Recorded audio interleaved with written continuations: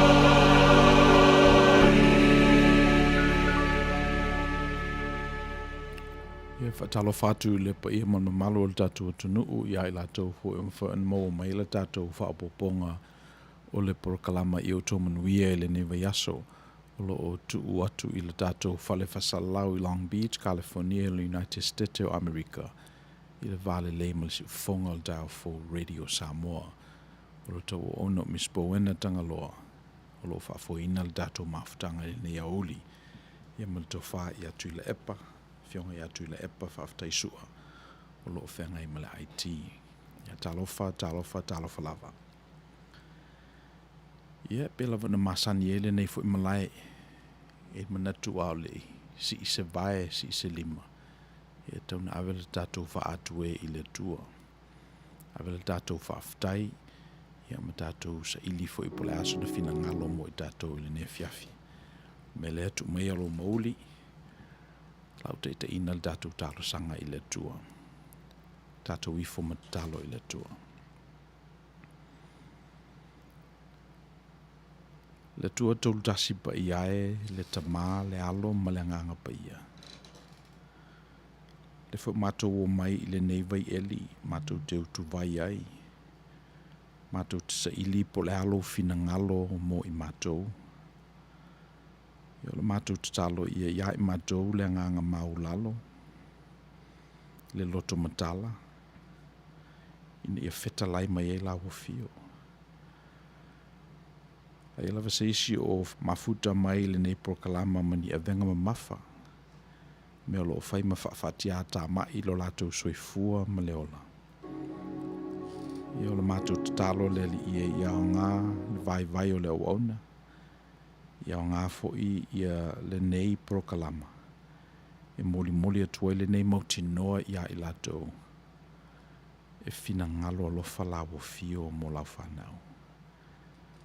Ina ia umaile nei prokalama i le vi inga o la wafio. Le manuia o i lato mafuta. Ia mai te fo i le whaatufunganga o le au ngā lulue. Ia nāla mātou te talo. Ia lātou suafa Yesu Keriso lo mātou wali imal whaola. Amen.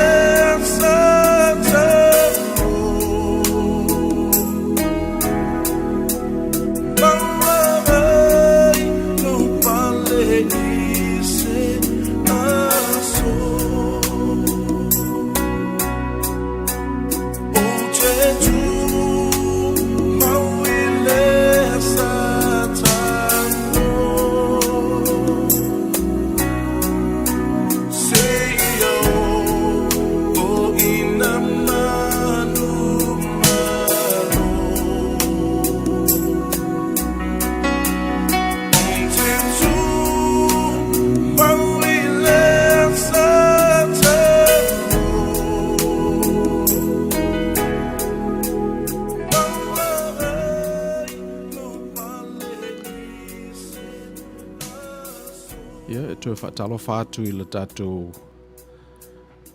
ainga fo I le nei I tūlā le aso. Lātou mwhauna maua mai whapoponga o le tātou po kalama e o whaasua whaino li Outou Manuia lewa yaso ma lewa yaso. Whapeo le e whaafonga mai le tātou po kalama le YouTube, whamamo le omi follow like, share your contacts ia ona tāleo le longo whailo matawhale, whailo subscription I le si ufonga le tātou Radio Samoa le YouTube. Ia ona maua leo le tātou fisota inga wavalata. Ia mo whene avanoe whaftai atua ia tātou sponsor I lātou o loo. So soani mai le tā whatupeina o le tātou prokalama I nei. Tātou sponsor mo Mall Second Samoa ne le na o se kalesia a o le tātou ainga I whafo Samoa. Tātou sponsor le luo Anti-Mitas Cookies I Long Beach. Ia le ngata whanā al na wai ia Anti-Mitas Cookies I New Zealand. Grab yours today, DM to order, and hashtag Let's Cookie. Ia le se tātou sponsor o le Tagaloa Tuli Whau Foot and Ankle Center I Lakewood. Our passion is to keep you walking. Andy's Place se mapu mai ai lātou o fia maua se mapu sanga mai whawhita auli o whengai maltangata. Whawhsotai Andrew, Yoshida, mo se whapulanga tili o lātou Prokalama. Andy's Place as you transition back to society. Ia mala tātou sponsor lungali o Helen, ma se lusi ulunga ono I Tacoma, Washington. Ia whaftai atu ia tātou sponsor tātou Prokalama I le ngata I Outou Manuia. Ia whapefo I le tātou platform I nei si whonga le tāo phone. O le vaiaso o mambae na tātou whaitawina I le Ioannes furulua, whaupe luas furul tolu. Le tālai whapea o atu ia tangata eleni. Atu fia tala noa I le li. La tātou talalai le vaiaso o mawai e pese I nātangia I le winga fo I nei vaiaso. O le winga ua lava tala. Ua umua teimi o upu. Ia o le teimi lo lava o le whatinonga o le ngaluenga nale na saule li. Pe o le just le nao le tātou tanoanga I le vaso o mawai. Ua mai la tangata eleni e fia, let's say sina. Fia mana o se va ili. Fia mana o whainisi upu manisi tala. Ia o whaiatu le li, ia o tautua o penga tala. Le ute maliu le vaiaso lea. O le ute tauntua whainisi tala. So mela nana na tātou whaitawina o e la le te minana whaiatu e le li. Ua o mai le tu laivi I aila tali I o le tangata. E pe o le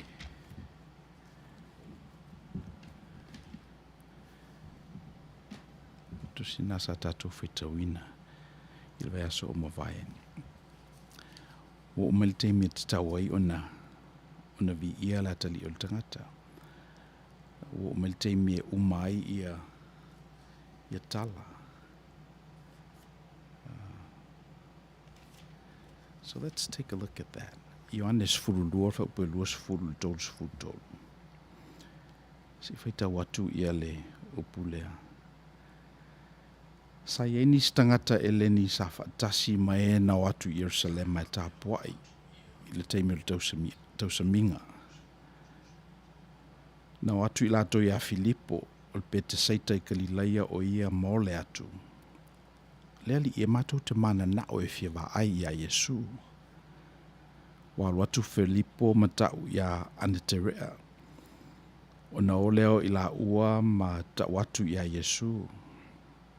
O tali atu Yesu ia te I la ua. Wa o mai nei le tu lae o tuaila tali o le tangata I lona mamalu. Le upumoni lava o te ta watu ia te Outou. A whai le pa u le fua o le saito i le ele ma pala ai. E tu maupea o le mea tasi. A whai e pala, o na fua mai e le o fua e tele. O whakangaele li i le an agrarian metaphor. O le metaphor o le fatu. O le fatu ai e mawhaina se fulu, lua se fulu, se lautau sanga o store le fatu e le se mea tupu ai. O le te milo lava e pa u e le fatu i le ele. O le te milo lava e pa u e le timu i lunga o le fatu. Ia, ona amata lola i o le process le naeta o le germination. Ia na amata lola i o na pala le fatu. Tupu mai e lola i o lao. So e whamatala lai le li i le metaphor lea i lo nā mautinoa. Ia e maua o mai tangata le metaphor lea. E le teimi e nofo i le fatu e le se me tupu ai. Lots of potential, but no actuality. Pela vol te mititi tala vou whaele le tupu ai lo na ainga. She's got a lot of potential. And people say to her, you know, tele lava le ava noa oe. Yeah, but until that potential is actualized, until she begins to make some sacrifices and actually focus on one thing and one thing only. Ia e te whaua whapenalo na potentiality. Whapena fwila le fatu lea. Le fatu lea lo iei tutonu a mea uma e mawhai na ngosi ai se la au. Pea whapeo se tipolo. Ele mawhai au na tupu se wangana ua pa ule ele mapalai. Mela le i whapena mo i al te minale o i nei tātou. O uma teimi o tala. O uma teimi o metodia ese whaale mawhauwhau. Al mele wo ne i tātou. O te tauna pa ule fatu mapala. Awa ale pa ule fatu. Ile ele mapalai. Ia ele ese mea fau e tupu mai ai. O whapulusu lima lafa mai te whaitau i oane. O le whapele i lona lava ola e mau. A o le ino i lona ola i le neila rolangi. E whasauina o i e o i le ola e whavavau. O le winga leo le li e pise i e, it's very contradictory ia le tele o na manatu. I le waaile al tangata.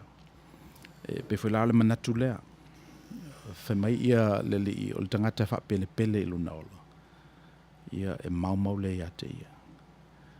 Ia le wha mau lona ola o na au. Ia e maua ia. Le ia se le manao e whale leilo na tūlanga, whapele i lona ola. Ai whamaila le li, a whape ina o na whai e oelo o langa. Ia o na mau lea. Ai ino i lona ola i le nela rolangi. Ia e whasau ina o i e o ilo le whavau. On whamaila i o lesi fo i upule so oi, so se manao e o auna mai i a te au. E au ina muli mai i a te au. Ina i e iaila o ona i le mea o te iai. A ona mai fo i seisi i a te au. E vi ia o i e lo te maa. Ia pero si le winga. O isi counterintuitive sayings alo tato o li. A i seisi fia mua, i fai muli. A i seisi fia pule, i fai mautou au ona. A i fo i seisi fa pele lo naola. Ia te taua na ofo ina atu ia te ia. Ia te taua na ofo ina atu lo na ola mo nisi. Ina ia mauai e ia. Ia, o na tala noa lola i o le li e winga i lo na maliu. Fumailan tala, wa atu lava lo loto. Sa ea sa upu a fai atu. O te fai atu ea le tamae i e la vea i a te au le nei tu la. I au ni ngalo le ua motinoa lava ele li o le vai aso ale nei e maliu ai. Mena le na atu ero na loto. Alo ma whaanape le na foe. Pina manino ia te ia le mafuanga na laina sau. Ia e pangale musu e tinga. Mera lan tala ape ta yo po ngai tonu lava le nana o wo o mai ai le nei tu la. Ia ona tangi lola ia le na tangi le fa mai le mai. Ia mamalu lo suafa. Ia no o mai ai le si fonga mai le langi. O tu ina atu le mamalu. O tu ina atu fo i le mamalu. O whaalongo ele to tele o tangata na tutu waile si ufafonga. O na whaiane lea, o le taa lili o le whaititili. O whaiane nisi, o tautala le angelu ia te ia. Pese i olo ia ia, o le winga leo le tusi leo Ioane, ese maisi e vangalia.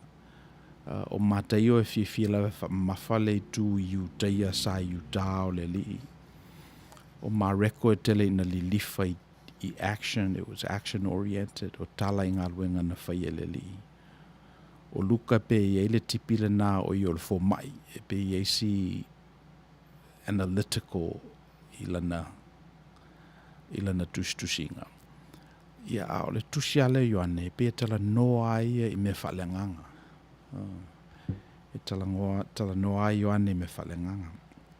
So e o whailai le natala lea o iana pikia i lunga ele li ia lana whetalenga lea le li le tamae ia mamalu lo suafa a pisi o lo istra noanga le li i mawhai o lo whai malona tama ia ma le tali mai alona tama i le li o tu uina atu le mamalu o tu uina atu fo i le mamalu ia whaalongo i e tangata. Ia se whaalongo tangata mai tangata. Pea se angelu la tala noa maleli. Pea se whaititili. Ia na whetalai atu leo Iesu ia te ilato. Ile i o maile ni si ufufonga ona o au. Ai ona o Outou. Whaamasino ina neile lalolangi. E tuli e sea fo ile li o le neile lalolangi. A whai e si itia i lunga u maile ele. O te tosina mai tangata uma i ate au. Whai atu i ele nā upo e whailoa atu i le winga o le maliu le amaliu ai o ia. Ia. E whinga tā ia o ngā lu tatu ori. Ai ele manatu awa pēla vai sa ole manatu Outou lea o loo mamanu i o tatu tangata i fōlinga o le tua. In fact, I don't access ma make sense ia whetalenga i aleli. Whetalenga le aleli e pe e tūro na vai i nei o le ati ngalo na tino. Ia ma apanga i lunga. I le whaolatanga o le awhaia le ngā luenga tele o le awhaia i le eseta. E tūro na vai i whatasi ma tangata e peifu i lawa o na tangata ai o ia. Ia e pe a apa i lunga. Apa i lunga i le mea lo o fio ai le tua. Ma whai mo ia le winga lea of an advocate. Pe o se lo ia finau mo i tātou. E le ngata le nā ai au mai i lalo le fionga le tua ma a mailo na fina ngalo ina ia lata i le mea lo i el tangata.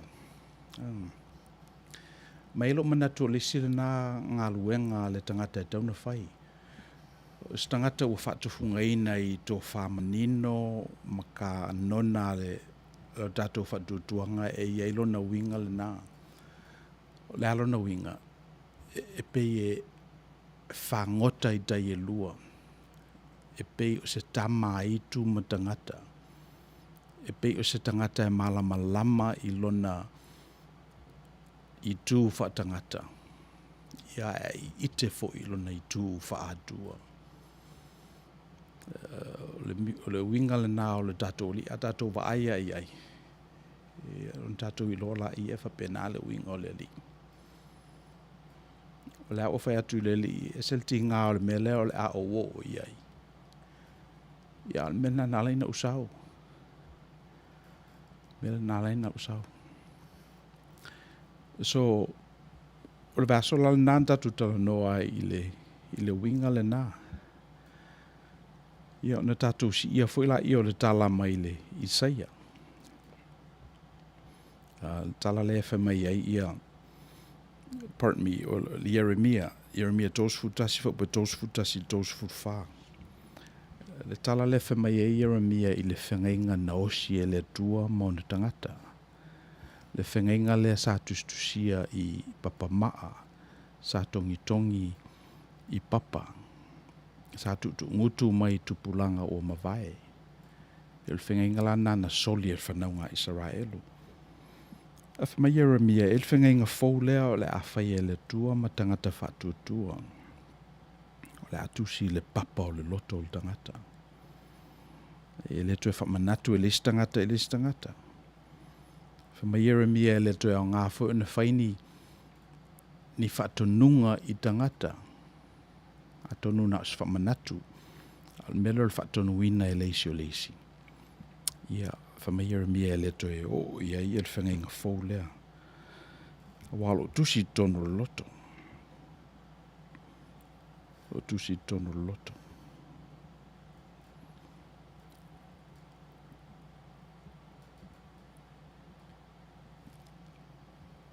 Ia, tui, so son mai se, la tātu tato pese lea. E vai tato foi ona toe whaawau le tato tanoanga le situ.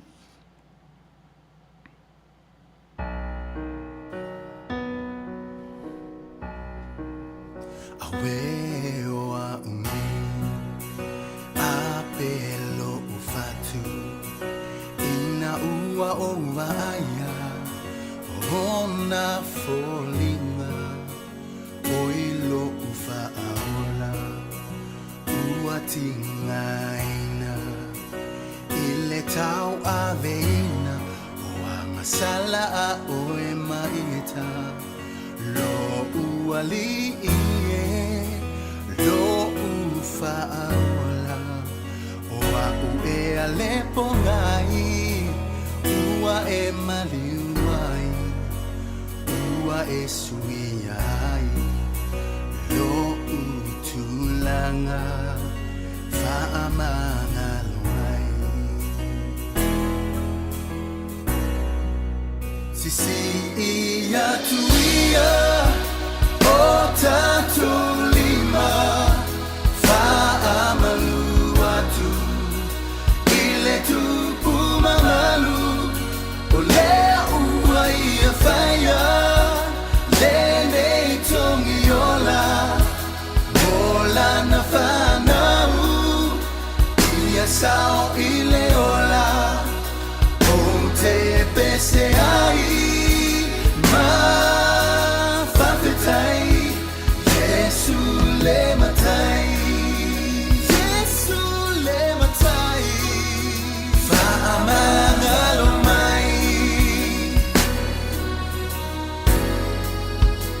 a otau mai, ilunga ole sa tauro, malingi ai lo na toto, lo na tino na fa momo, oilo ufa ahola, ua fai mapolonga, ua fa sa taulo, o via I gorogota, lo ua lie, lo ufa ola, o a ue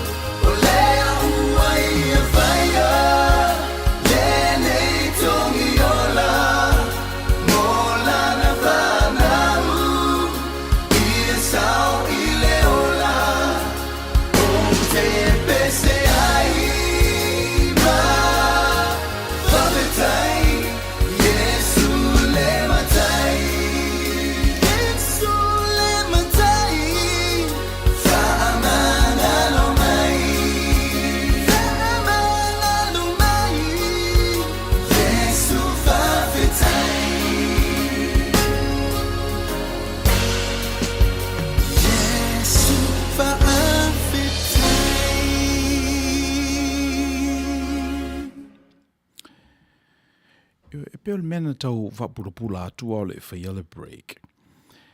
E pese e tū vai lua le li I le lalolangi lea le tau e tātou o the objective world.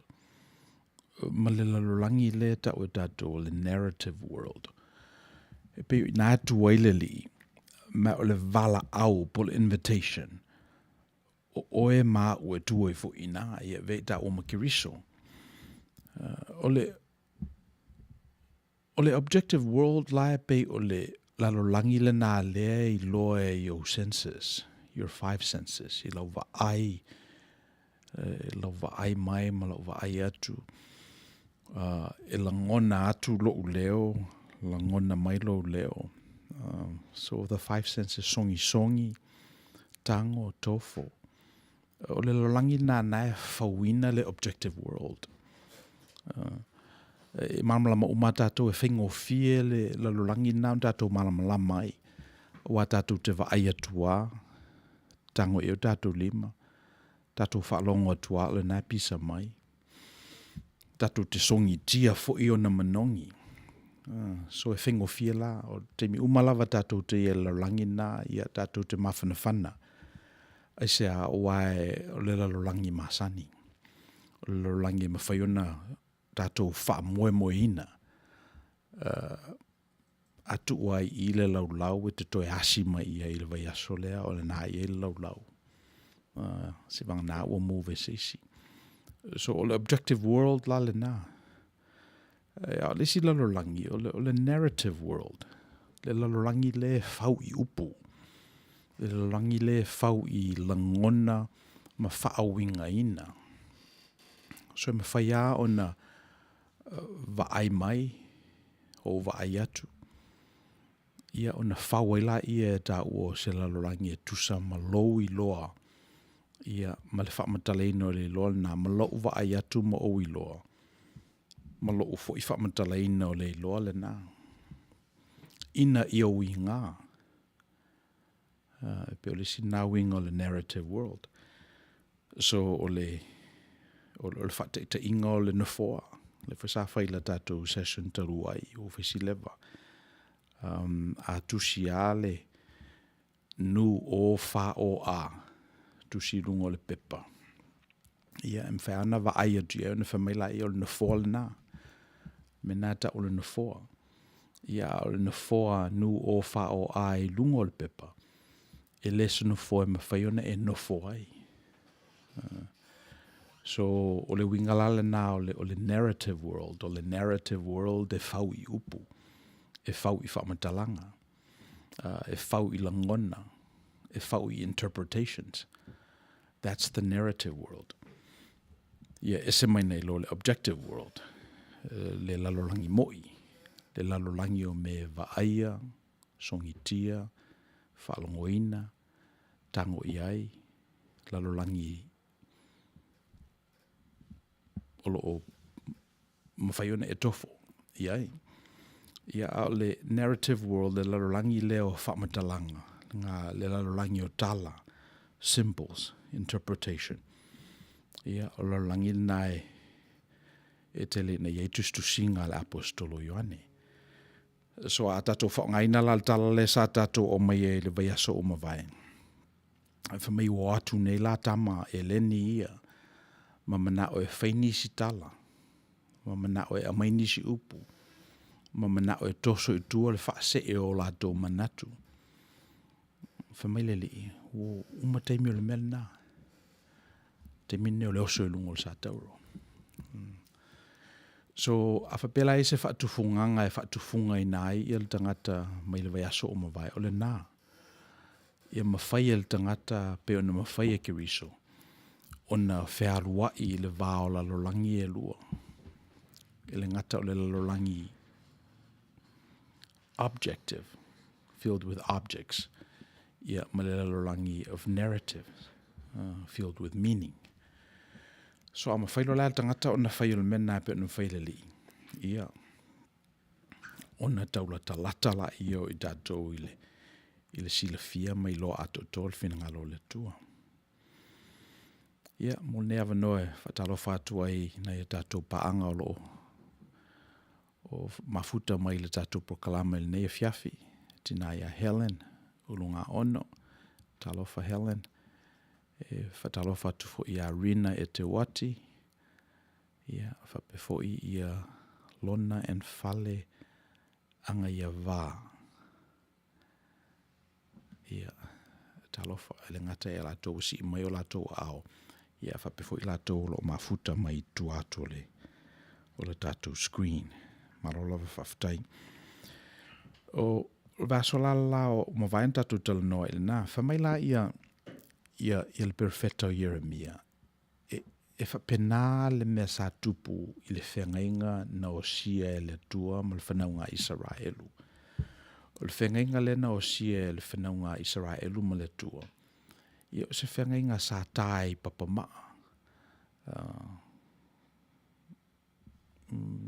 Whengainga le vaai, le whaalongo, le tofo I ai, le songitia pe amu le tauranga, toto manufasi. Whengainga la nā sa soli e tangata. Whamai Jeremia, e le teimi e whai, le whengainga fau lea, le au mai e Jesu Kiriso. Le whengainga la nā, I e wherua I amal tangata. E wherua I amal tangata e te loa lava ua, I se mea ua sala. I se alanga le ate la ngona I lo mauli, whale tonu.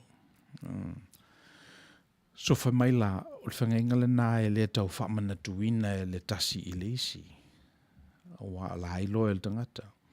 E whalonga I o na mauli, I o na totonga, I lo na tino, I lo na nganga. Ia, o I se mea o se. O I se na pati o sasa. O sala. Ia, whamai la Jeremia, o le iteration le nai o I le whengainga le na tusi e le tua matangata. So e pe o le nganga la Jeremia, ia whapena tātou, ia au ngāle I Outou Manuia na an whawhangu, ia lupo moni lava o le nai I nā le whengainga, na ia te oi le whinangalo le tua, o lo whaia oi fōlinga o le tua, ia atonu e ngalo I isteimi, atonu e manu e numi le fōlinga I isteimi, ia ale nā lava I nā le whengainga. Whamaila Jeremia a whapea ina o na tātou tausia o le whengainga a le tua. Ia ona vele o tātou e whemakiriso, whema au ona le tua. We become actors of goodness in the world. Ia mau te manatu se whanonga mawalunga nā mo tātou uma. Ta mawhai I tātou ia vea ma au ona. O le amia tonu o le tua.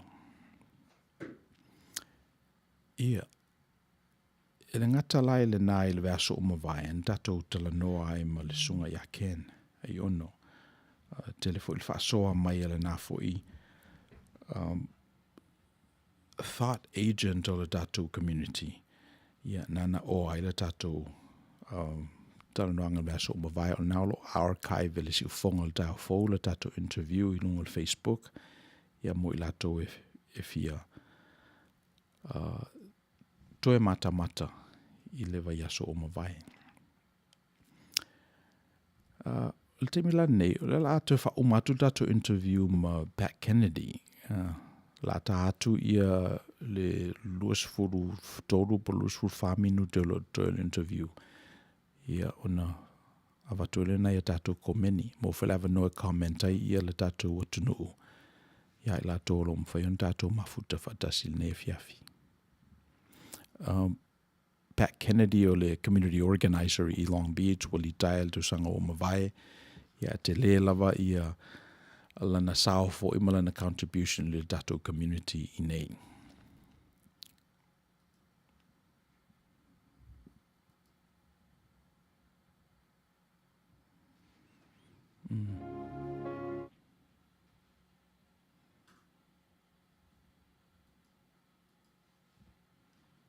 Having started organizing in the 20th century, now we're in the 21st century.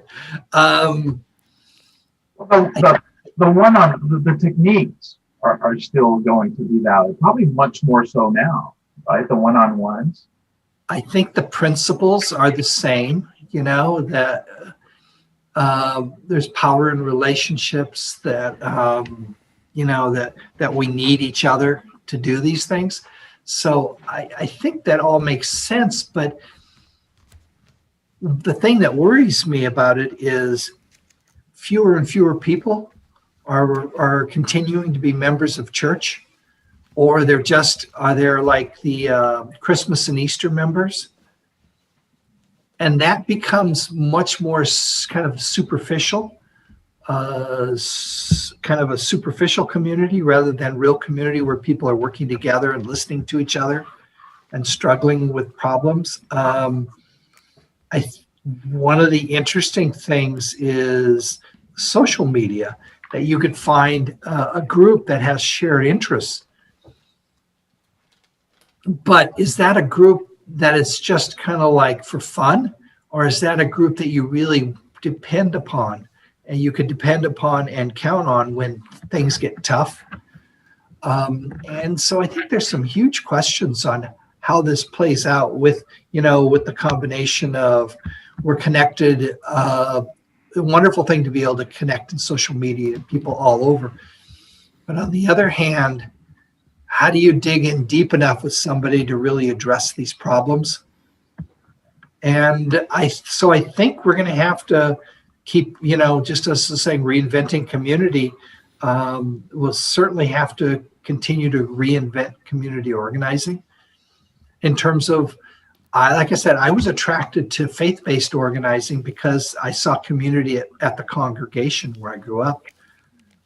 I'm not sure where people are going to turn, but people by human nature have to have groups of community. I think that's human nature. Question is, how does that get acted out? And is it through the faith community? Is it other ways? Is it geographic? Is it cultural? I don't know. But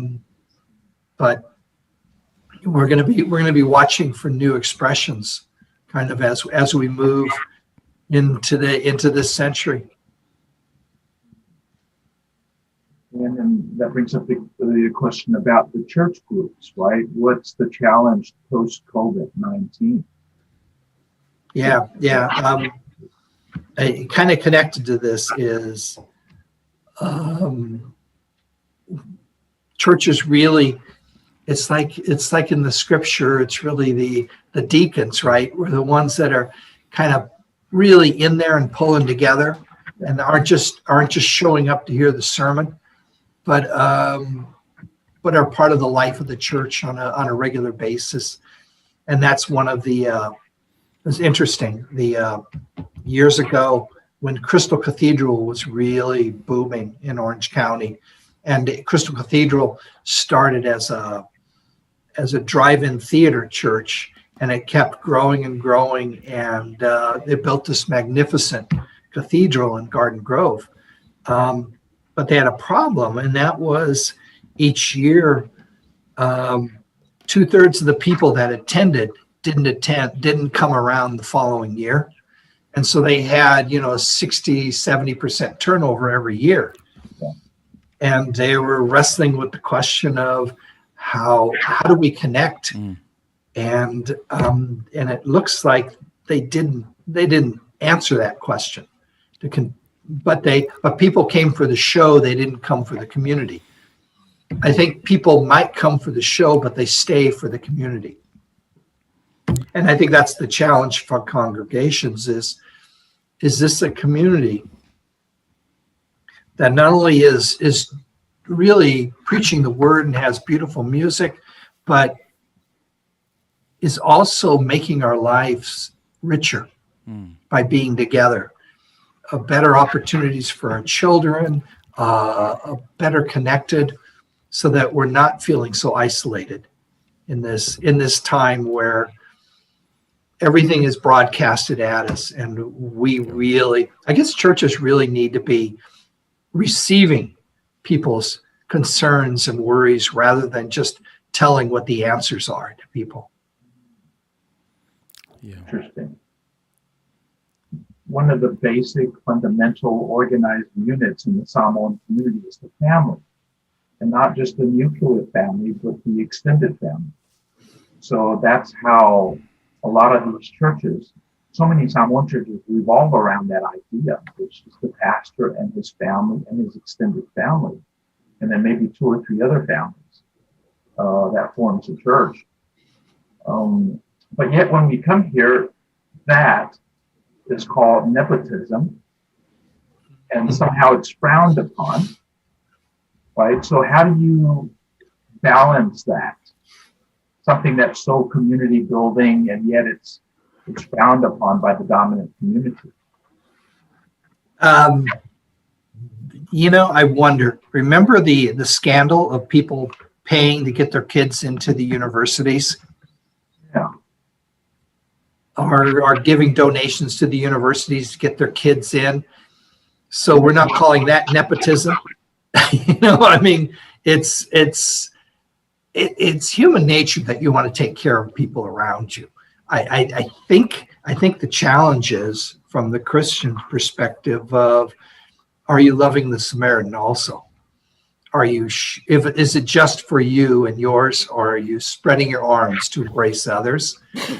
And so, nepotism can be a starting place. It's not, it's not the, how many businesses have been, how many people think they're business geniuses because they started a business, but then when you look at the backstory, they were given millions of dollars by their family to be able to do it. So yeah, it's the question really is, let's put the rhetoric aside, and how do we spot who's really making an effort, and how do we support people trying to make an effort rather than getting sucked into these games of, oh, I've got the best program, or I got this or that, give me your money. Okay. Yeah.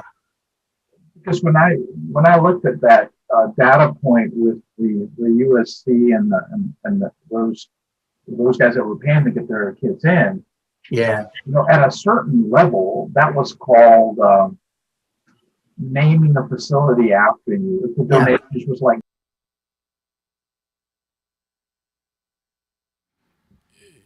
pe e tele ia nai pieces nana mai ele sunga ia pe Kennedy o te mana tue e mana i pe tato mafofau iai.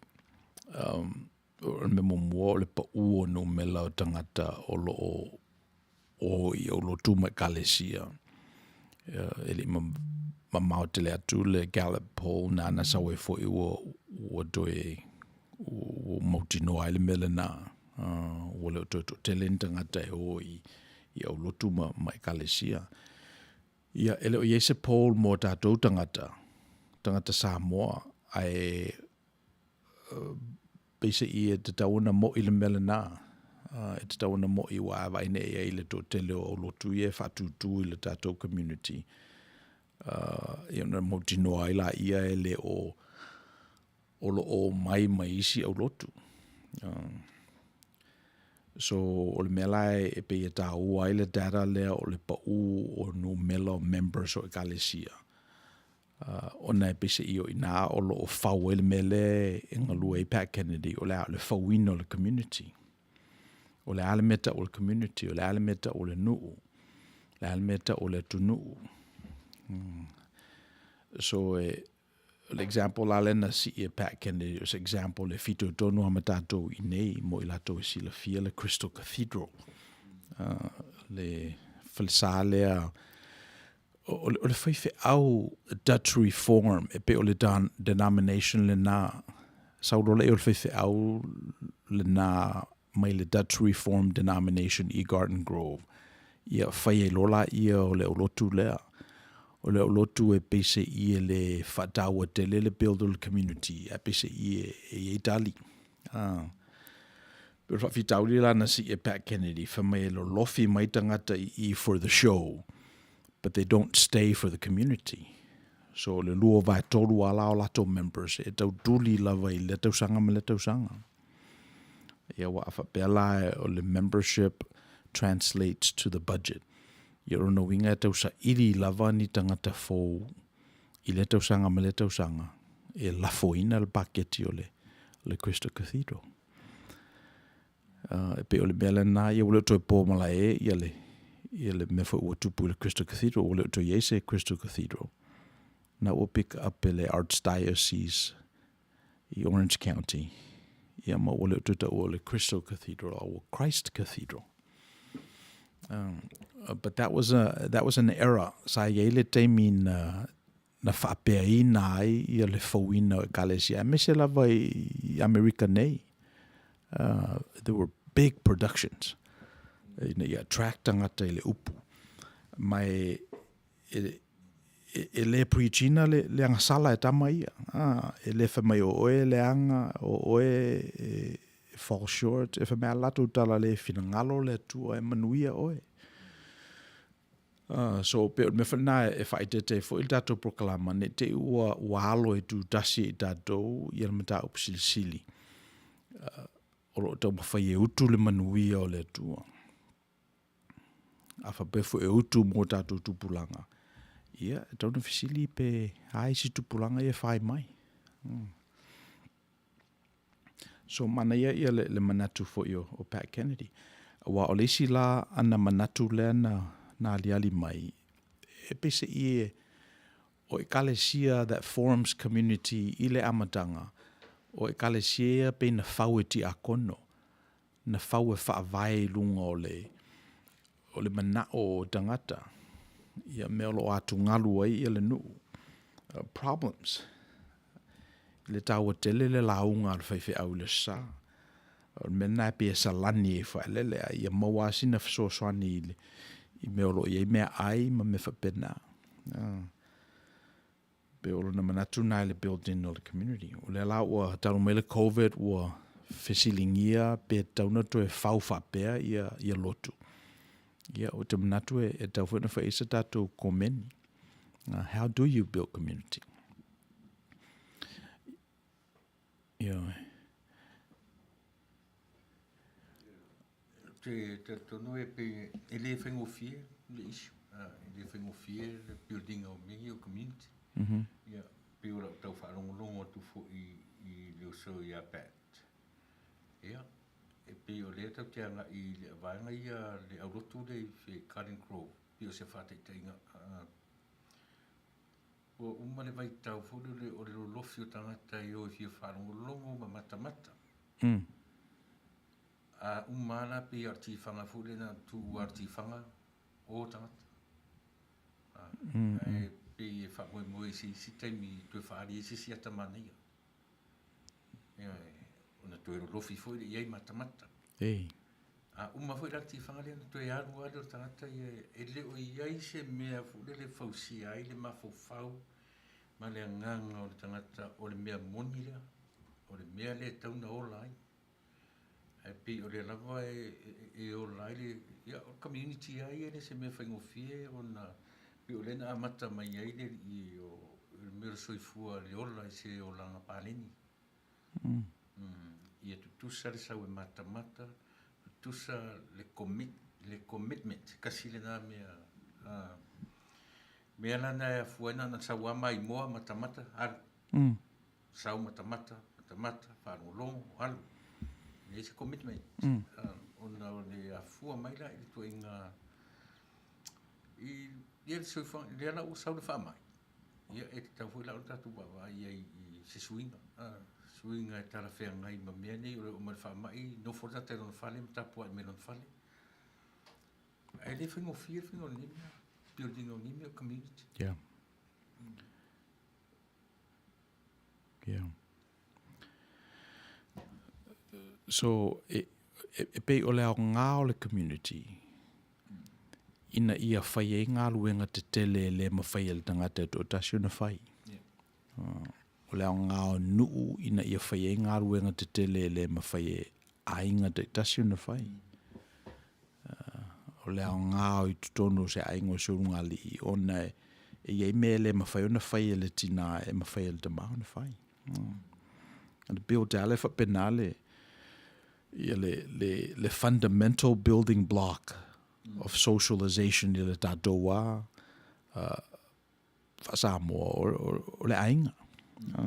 Ia na whaalau tele i ala ia ma. Ia wai o le mea lala nā lena tā ua i mei o college entrance exams. Ia wafo i e le mafuanga ala i ona tele tupe a tangata e tele tupe. E le tauna na fisilingia i tātou. E tawana tātou mautinoa o le mafuanga ala i ona tele tupe. Obvious reasons. Ia me momoe, they're not part of the community. E spend any tupe. Melono lua, the tax code favors them. Melon tolu masalo o le leia la toa o ina maonga. So e le tau fisilingia i tātou le mafuanga ala i ona tele tupe tangata tele tupe. O tangata ia na whaia le whawhitauli le college entrance exam lea. O latou ia na latou fia a vatua latou whanau i tutonu i malai te tele ia. Ia pangalea e le o iese community tūle ia tamiti. Wa o le silao ngā o community e fili e fuelele le tautai i ngā dai.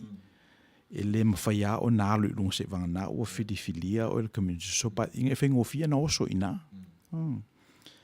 Ia pangale paule me mawhaia lato na whai o le tutongi o le tangata le brokerina ia lato whanau i tutonu o malati tele ia. So e pe o le sil nā tipi, I know it's very subtle, o le mele nai o lo tupu. A whala talata lai le mato community le nai ina. O le mele o te maita winai a matanga o vai o masina umalava, o le almelea. O le a mai i fafo furniture tenants here o move. Na mele tu le ali. For whatever reason, pe o tangata le rent, po wa ato le fitu tausanga o no fo i o si ilunga le, o lusi la to lisi, po o move ngā rent, whatever the reason is, e umalo lava, a mai umala e o lapisi sai tono le apartment tu i le ali nei tu o le mato falsa. E matua ti ngā i te lelo ulu. Leanga fo e te tau na whai se ngā luenga le tangata le owninga le apartment lea. Le ua ato le fia masina o miti le wealth o nai tangata ia i le lau ese. Ia aleti ngā ina ia le vanga ia te pena ina le rotoa. So e peo isi nā langi soifua o le community pe ale le buildina. So e tu mo le mato container, le mato lapisi. E alua i lunga le pili o le lapisi. Au te le o i loa po o le landlord le o le hedge fund mai New York. Ia o tātou whea o isi taimi pe au tātou anga ia e pio the community. Well, we have to expect the unexpected. Langa i o tātou nua e tofu tangaka malanga agenda. E tofu tangata au mai vula e tātou nua e tau whai e pio le melea. E mo mia lava le o inga. Yeah. Ranga e le tutusa uma tata. O le pio tinga la o le mea community. Ia e te lea se ngā ruenga e te loa e lava e a fiera le mea leo le onsai. Te loa e le onsai ia ma le whai pea atunu e arurua tūra i mai se. Ai mo le tapena ina lava ma le ilo ule tatunga. E le whaingofie le mea le wha maa popoina. Ia ua o le lotu fo i o mo le community. Yeah. It's a community, a community of what? Christians. Le consider ka kuka ko tato kisiano. Ia taimi e matua le kirisiano a winga, o mea whai ma. Ia pe e Manuia si tu o lalo siri parangi le te whanongo ni iai. So swani mo tatou pe wha pe whea, tatou maua se healthy community. Ia tau te whiu sua se me kau se healthy community, e se uma tangata malako tena. Yeah. It goes back to the social contract I le amatanga lava. E eo wai ata tau. Ole a ole insista ina ia manuia lau tele tatou. Wai ava ine fo ila le lafong le tax. O le isi le na me whainga ruenga e pe e lanu tasi umai tatou. Ia, mai ole whainga la ole tax po le lafonga i le tuspa ia. Ma le tatou kanona. Ia whapasene. It's a progressive tax. Ava ailai la fonga dama ia e te le atu le tax e tutongi le Secretary Warren Buffett on a percentage basis. Compare the tax e tutongi Warren Buffett. So e le o muli tatou le progressive tax lea. Ia malfautuanga le tuspa ia. Ave se fulu o me te maua ile tu. So lo wingo lo tala o pesene. O pesene e tauna afa pe e te leo tupe mau, e tawhena te leo iau la fonga o le whapena. O le whapena. O whaonga e tangata ia lātou seleni e whaalafi ia lātou la fonga. Ina ia I titi e se pasene e tutongi lātou. O le ngata whelana whai e tangata teito tasi. Ia o whaifo e company. E mana ian me le tupu mai I Bessemer, Alabama. I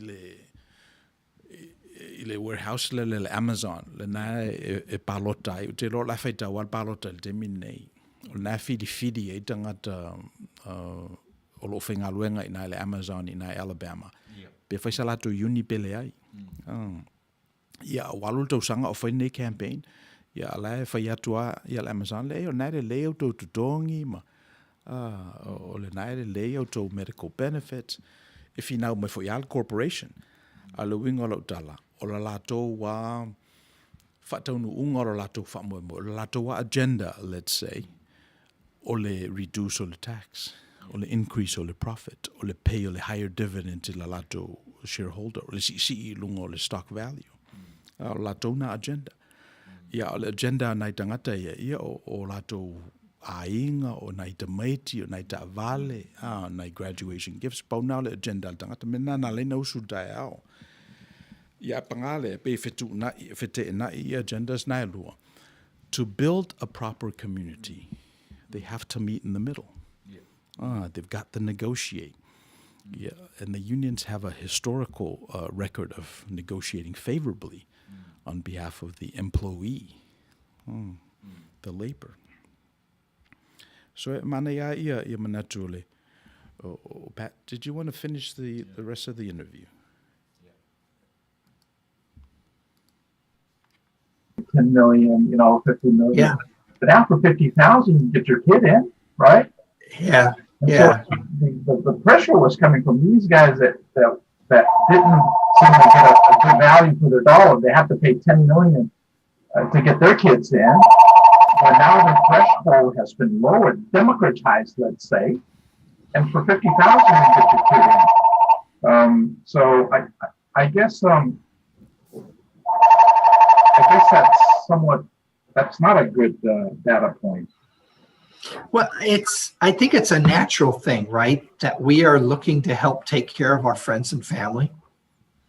But I think the mission, the challenge for the faith community is saying, but how do we extend our family beyond just those, if we're taking care of those that are near us, how do we take care of those that are hurting just a half a step away? And how do we know that we're really investing in somebody that is really stepping up and trying, as opposed to somebody that has a good song and a dance, but really is just a hustler? I mean, I don't mind hustlers, but as long as they're delivering, because we all need a bit of hustle to get things done. Right. But there's some people that are just kind of con artists that promise the world, and then they move on to when things start falling apart, they move on. And there's a lack of accountability to the people that they're taking advantage of. If somebody is helping you out, then you're accountable to them. of, of being good to your word. If they know you, like within a community, they know you, it's really, they get spotted pretty quickly. What is it? Bernie, a classic example of this was Bernie Madoff, who really focused on the Jewish community. And the Jewish community, in their pride, thought, oh boy, he is one smart Jew. He's making so much money, more than anybody else. We got to invest in him. Well, he was making more money than anybody else because he was cooking the books. He was, he had pyramid schemes and he was doing things. And but they thought, oh, he's one of ours, and therefore we could trust him. Plus, he must. So, yeah, that's part of the world out there. And unfortunately, in every community, there's people like that are predators. But I think when we get to know people, we spot those people pretty, fairly quickly, and can hopefully isolate them from the larger community, or even better, and just say it's not going to work. You either need to play by the rules or move on somewhere else. Interesting. So good. Let's see. Well, we're winding this down. I went through your interview that you had with one of our board members before you retired, and one of the things that you said about your job as a community organizer was it's a pretty fun job, right? And then you said that there's something romantic about democracy. Say some more about that. So democracy is this, that's who we are, right? Government of the people, for the people. Yeah. You want me to start with fun or with romance? Well, fun. Yeah, let's do fun and then romance. Well, and for me, it's fun because I love problem solving. I mean, I was a weird kid that when they did the math problems, the word problems, those are my favorites. It's like figuring out, okay, this does this, and how do we do this, and how do we make this work? It's a lot of fun for me to figure out how to make a piece of furniture. So problem solving it's not only mentally stimulating, but what's fun about community organizing is you're part of a team. And you don't have to be the best speaker in the world, but there might be somebody else on the team that's a really good spokesperson. You might not be the best at getting all the details on the research together, but somebody else, can pick. Collectively, I think there's different skills that are needed to be able to make change, and there's this creative moment of just sitting and saying, okay, well, they're not listening to us. So what do we need to do to get their attention? How do we, or maybe even a step farther back, this is not working for our kids. What would work for our kids? If we were able to create something, an ideal world, what might it look like? Who should be doing that? Who could be a partner in making that happen? How do we put a team together to make this happen? Who do we need to convince that this is a good investment? So anyway, so that part is I think is a fun process, but you got to have a confidence and a faith that you're going to solve the problem. If you see the word problem and you say, oh, I don't like word problems, I never figure them out, then you'd better find a partner that loves word problems to do it with, because these are word problems. You got to unravel them and look at them 5 different ways, because if it was easy to fix, it would have already been fixed. So it takes some work, but there's people that enjoy different parts of this. And when a group comes together and makes something happen that's never happened before, and they see it making a positive impact on people they care about, that's just a really deeply satisfying feeling. So that's where the fun comes in. The romance, there is this notion that people can work together and come up with a good solution. We can make good judgments. And sometimes we do and sometimes we don't. In the history of democracy, it was probably pretty strong early on when there was a whole lot of local farmers that came in, or local merchants that came in and all had their own business and all had the experience of running things in their life. And they got together and said, okay, so how do we run things for the common good? So there was this experience that they were building off of. As more and more people have been kind of plugged into large organizations where they don't get a lot of experience of problem solving, but it's just kind of grinding through what they're supposed to do. Then there's a tendency to try to replace bringing problem solvers together to having the super problem solver, the CEO, come with all the answers. And and that's just an open door for con men that come in and to promise things that they can't deliver. And I'm old fashioned in terms of, I do believe the phrase small is beautiful. And I think we have wonderful small victories. But when somebody wants to have just one great victory to change everything and change democracy, I think it backfires on us.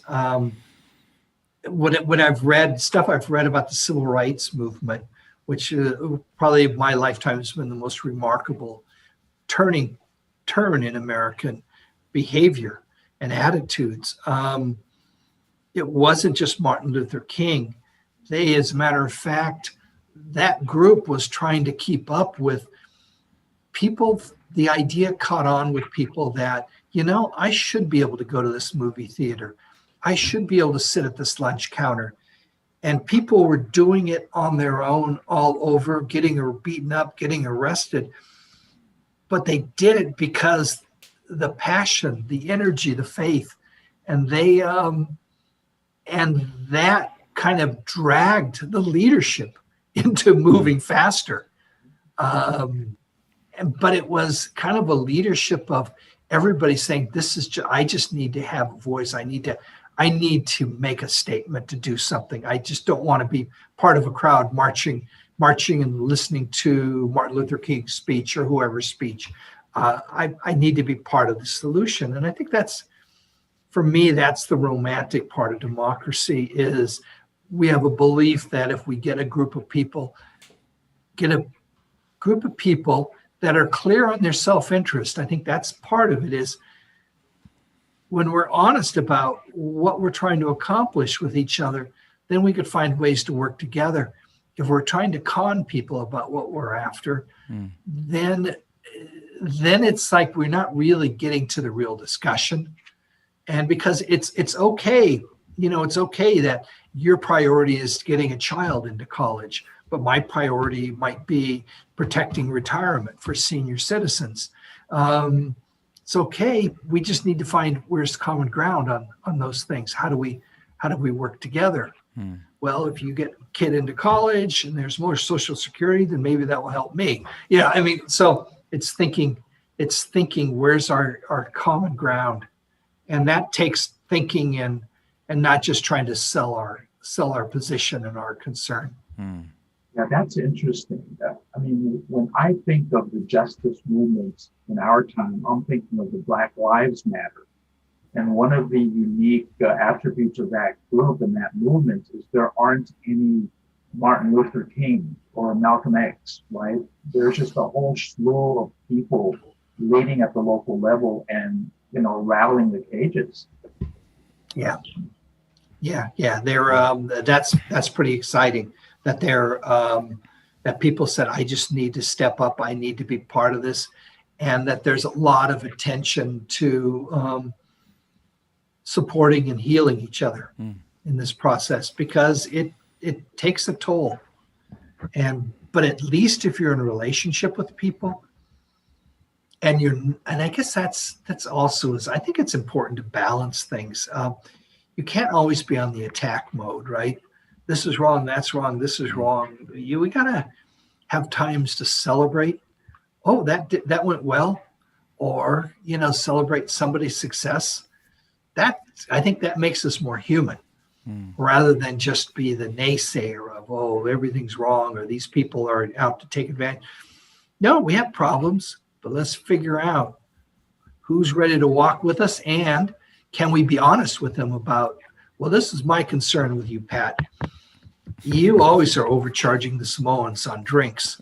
And so, people could talk to me, and I say, well, okay, we could cut our profit margin by 5% maybe. But anyway, yeah. Well, maybe some people listening to the show don't know that, right? But one of the reasons why your addition to the topics of what you drink every year was this thing. We were just giving the store away every year. And it wasn't until you showed up when we start making a margin, making a profit. And so since I was kind of an outsider and yet knew enough to show respect, that people were able to go along with the program of getting the drinks and felt good that the money that was being raised was going back to pay for the festival. So that was clarity in terms of what's our agenda. I'm not trying to get rich. We're just trying to make sure we can do this again. That's what they remember about you, in addition to this is how you live, right? It's not like something that you were taking orders or something. It was just how you live. This is your, what's the word? Parsimony. I think it's the fancy word for frugal. Cheap. Right? One of the values that you left with us.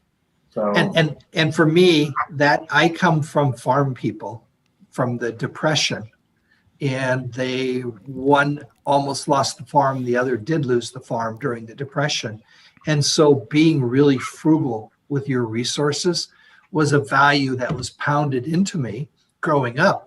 Of, you save your money because you don't know when there'll be bad days coming.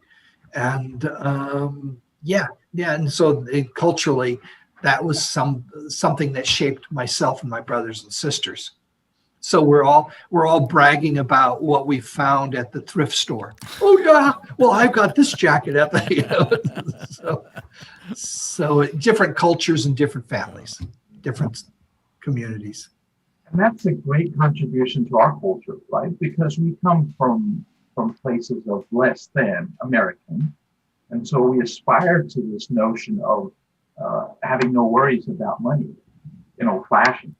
That's who we are when we grow up. But then we see this white guy who's sort of like been there, done that, and it's not a big deal, right? So, I don't know but I just think the satisfaction is greater in terms of accomplishing something as a community rather than just buying something. Now, maybe it is finding a way as a community to help a family buy a house, or but it's the struggle to get there is better than just winning the lotto and now we're going to get everybody a McMansion, right? Okay. What are you going to do while you retire, Pat? Have you given it much thought? It's been, 3 months? Well, it's 2 months and 2 days. 3 days. 2 months and 3 days. I'm looking around. I'm still paying attention to some of the stuff that's happening with criminal justice reform. I think it's a really special moment in the United States history where people are coming to the conclusion that just locking people up is not solving problems, and that having like deputy DAs going to keep people in prison for as long, if somebody's made a transition, has changed their life because of this, because of their mistakes, then how do we create, second chances for people? And yet, how do we hold people accountable on those second chances? So that to me remains real interesting. I continue to be interested in this notion of what kinds of things can we do to build community? I think I've shared with you before that there used to be a television show called Super Nanny. And this lady, this English nanny would drive in her English little taxi, and families would invite her to come deal with kids they were having behavior trouble with. And she would come in and she'd watch the family interaction for a day or two. And then she would say, okay, now I'm going to be in charge for the next 2 days. And so I get to call the shots. And then she coaches. So she models how to do it. And then she coaches the parents on how to deal with these behavior problems that they're dealing with their children. What I love about it is there's wonderful, talented parenters in every community. And it doesn't mean that they're necessarily the ones with the degrees, but people that have experience and know how to raise kids, good instincts, and to use them as a coach rather than having the government come in and saying, you're not doing it right, we're going to punish you. To me, that's like a really community building thing. How do we start thinking about how do we create meaningful employment for people that betters our community and strengthens families and neighborhoods? And so when people say defund the police, well, I would say let's use some of that tons of money we're using on the criminal justice system, and let's try supporting parents, giving them more support when they're struggling, and have them know that this is not going to reflect badly on them. This is here to help them be successful. We want you to be successful. And I think I bet you there's ways that something like this could be done with domestic violence issues and other things that are really, really important in terms of building a safe community. I think for a long time, gang outreach workers have been really effective in pulling people out, reducing violence and pulling people out of gangs and getting them into careers. And they're the ones that are effective are people that have been through the experience, so that the young people can relate to them. It's not some stranger or somebody with all these theories telling them what to do. So that kind of stuff is exciting to me also. Yeah. And then a lot of other stuff. Yeah, I can think of a lot of super nannies in my life growing up, right? And they're mostly teachers and they're mostly village folks that you live with, that you give the respect to. So, and so maybe somebody gets if they're older, maybe they get a job for 20 hours or 30 hours a week helping out in the community, or and that this helps them kind of move forward. Or maybe it's a younger mother that who knows. But it's so it isn't just you got to go work for some corporation, but how do we put these resources back into making healthy communities? Yeah. What's the counterpart of the super nanny? Is there a male version of a super nanny? Well, I would think one example would be for a little older is what I mentioned with the gang outreach workers, okay, or historically youth rec leaders, that if they're if they can really connect with the kids and get them thinking about where they want to go. I mean, a lot of this is about really getting kids to dream about what could be possible and what they would be excited about doing. Because when somebody gets excited, they learn fast. They make things happen, and they, and they're on a track to go somewhere. It's just finding what feeds them. Okay. All right. Well, it's been real. We always learn a lot from you every time we interact. So I want to thank you for spending time with us. Did you want to say a few last remarks before we sign off? No, just to point out that I haven't read all these books behind me, that they're all cookbooks, and my wife has looked at them all. So that's where I get a lot of my instructions. Yeah. Okay. All right, Pat. Well, thank you so much on behalf of our community here. Tagaloa. Thank you. Thank you. Yeah. So masalo o te momoale o whalonglongo fo i tangata I Langaluenga Pat Kennedy. For the last 20 years, I've been working with him. E kam whai built the tattoo community. But my Christian push has allowed me to do the things that we've done through people not of Samoan ancestry, in addition to people of Samoan ancestry, because o le mea lana e ta'o le community.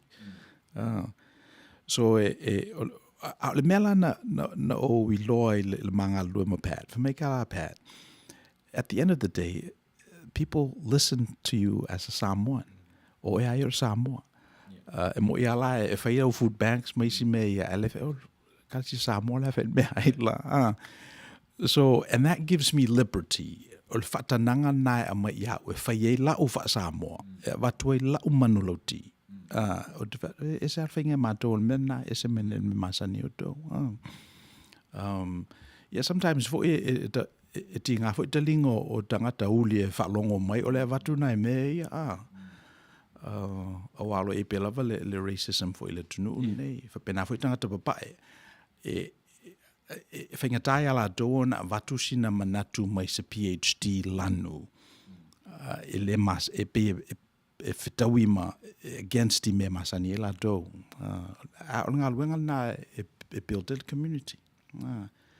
O lato peone e sauno, o le lato ono sa ia o se manatu ese lanu. E pe ona tātou ono sa ia fo I o lato manatu o le aturulunga papae. Ia tau sanga e tele. Ia na build e ale le tātou community.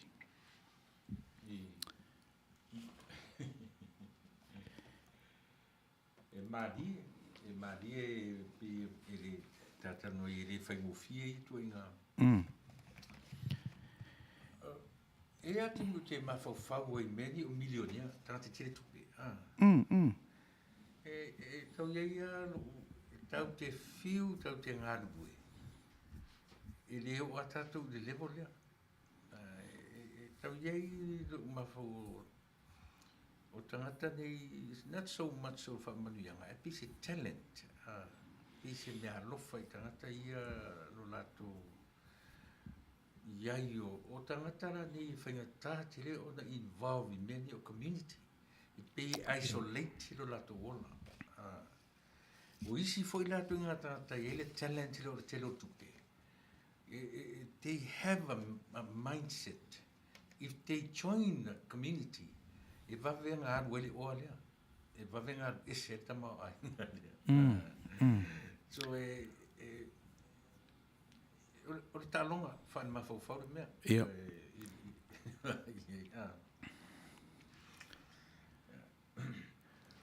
Ia, e pei fo ia o lau sunga o le fomai whan mawhawhau.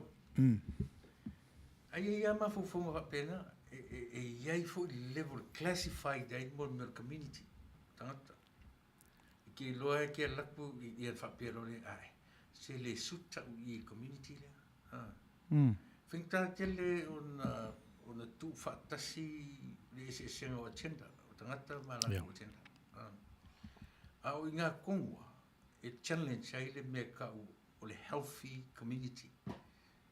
O le mawhai o na tau whai e lau tasia loto mawhauwhaunga. Involve ai marita mao ainga. Wa a tofu mai nei se tangata e whiololo sa ta mao ainga I se community e ngā o le kau o le middle class o lalo au fia whiolo. E le fia iai community nga.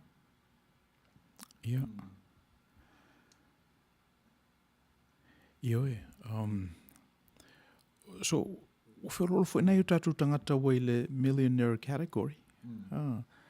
Ma so si lava o lo o nina lana sana fale na survive mai le 08-09 crisis. E lo manatu na o la talata I nai le status le na. I'm not sure though, po le mea le nai o lo o bonitia le le ngalua le community. Wa ava aila i le whaaputunga o mena, na whaaputu mai le community. Na whaaputu mai lana ngā ruenga na ngalua i le community. Na whaaputu mai ina ua lawe ina mai ia mai la fonga a le community.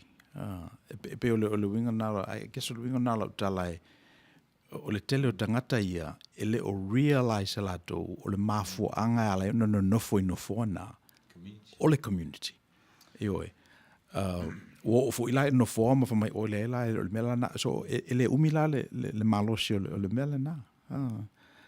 Wa tangata la na, ia ta o Pat Kennedy ole, o con artist. They're predators. They're hustlers. Fake community. Faith, your community fatutua. So e yala ia winga o tangata Kersiano ma tangata fatutua ile tua. O a winga na ia pe ole onusai, ole tu uava noa, ole angalelei tangata, ole alofa, ole ngalue malosi. Wana fautato ile tua tu ulfato anga ine ngalue. Ele I fau e tu ulfato anga nofo mamoe. So e pe ole wingal na ole tato faith community. And historically, those are the people that survived. Those are the people that survived. O tangata e maopopo la lato community. E mari e te pivo ila ole te vai pe ia Samoa mali involvement sa tangata community. Ia example le ia la te minyo whenga palota. Nesi isi tangata o tofi. Ile o le nu se ia vanga na o palota fa ko ia fuli ko community. Ai pe ai o pulo ai uma no palota. Ia ko ai se le fula ia le musu involve the community ko le nu ko le tumaro. Se ia tarata fu palota. Yo. So we deserve the government that we have. One of the presuppositions of a democracy is an educated electorate. It's the one that mamaitanga te whaia filfilinga. Mapalotaina datu te tai. That's the presupposition. That's the assumption. Afapela ele o up to speed tangata ile upumoni, mal education. Ia, mwhaialana na whase se tamasasa oia. Mono tuana me I whaianele adi o.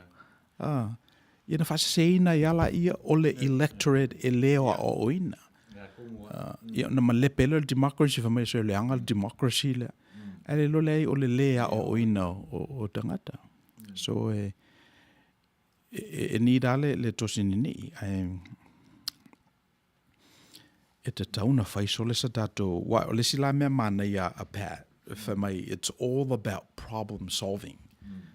It's all about problem solving. So a whapela ia se manino ia tato talanoanga e le ngate politics e me for community organizing. I me se for community organizing.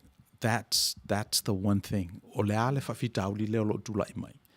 Whether it's real, perceived, whether it's now, in the future, what's the problem?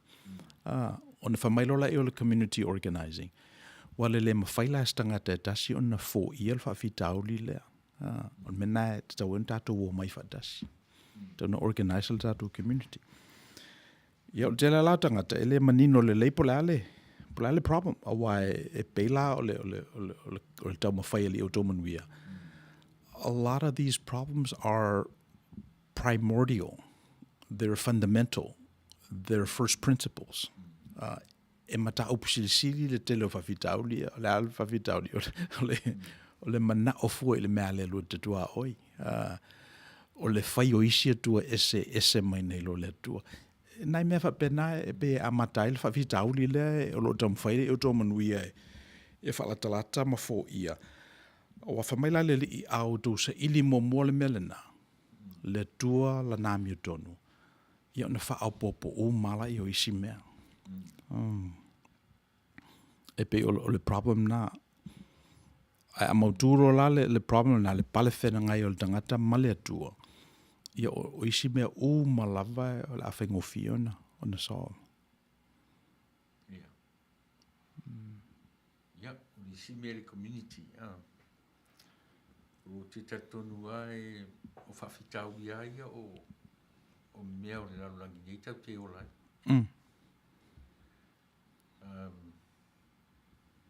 Po whea o le lalulangi nei e tātou te sosola ia e whea ngai awa mea ia. Whawhitau. Ia. O le mea lai mo mea e tātou o le malosi whaale atua le e tātou te malosi e whea ngai la whawhitau li. E mwhai ai o na tātou ta milo le whawhitau li. E le se malosi o tātou te go through ai. Whawhitau. O le malosi e mwhai ai o na tātou ta milo. Te pia o le vai o le go around the rock. E le whai le vai o na go through the rock. E mwhai o le malosi whaale atua na lea. E mwhai ai o na tātou ta milo. E le o le mea le te tau a whai na whai. Ua te tau ona e a bese ai. Ta milo ai. Well, it's not malosi. Well, I mean, I'd like to argue against that for you. But listen na negotiable le Outou Manuia. E pe e le malosi o le tu o lo ia oe. So a tonu e le ise.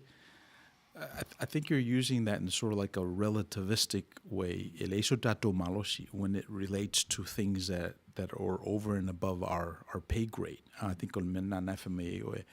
Ai pe lava lo manatu e le me mawhai al tangata o na whai. Le me he's willing to do, he can do, he will do. O nai mela na e amatai o na sui e oe ia lo langa. It doesn't have to be heroic. It's tough. E Lenga ufina wina mero malosi. Can always go back the same person tomorrow. e fina wina me lo malosi. It can always Lava loa malota malosi. I le taimi, e alua lua. A o le malosi ai o le atua suia. Last long na kamana, e umi. ia. Ai te tau mwhaiata i te do everything with my will. E vavena o sofa ia ma tue whale tonu. Ai ta pena ta i te le will o le atua. O te tatonu la o le mea last long na kamana.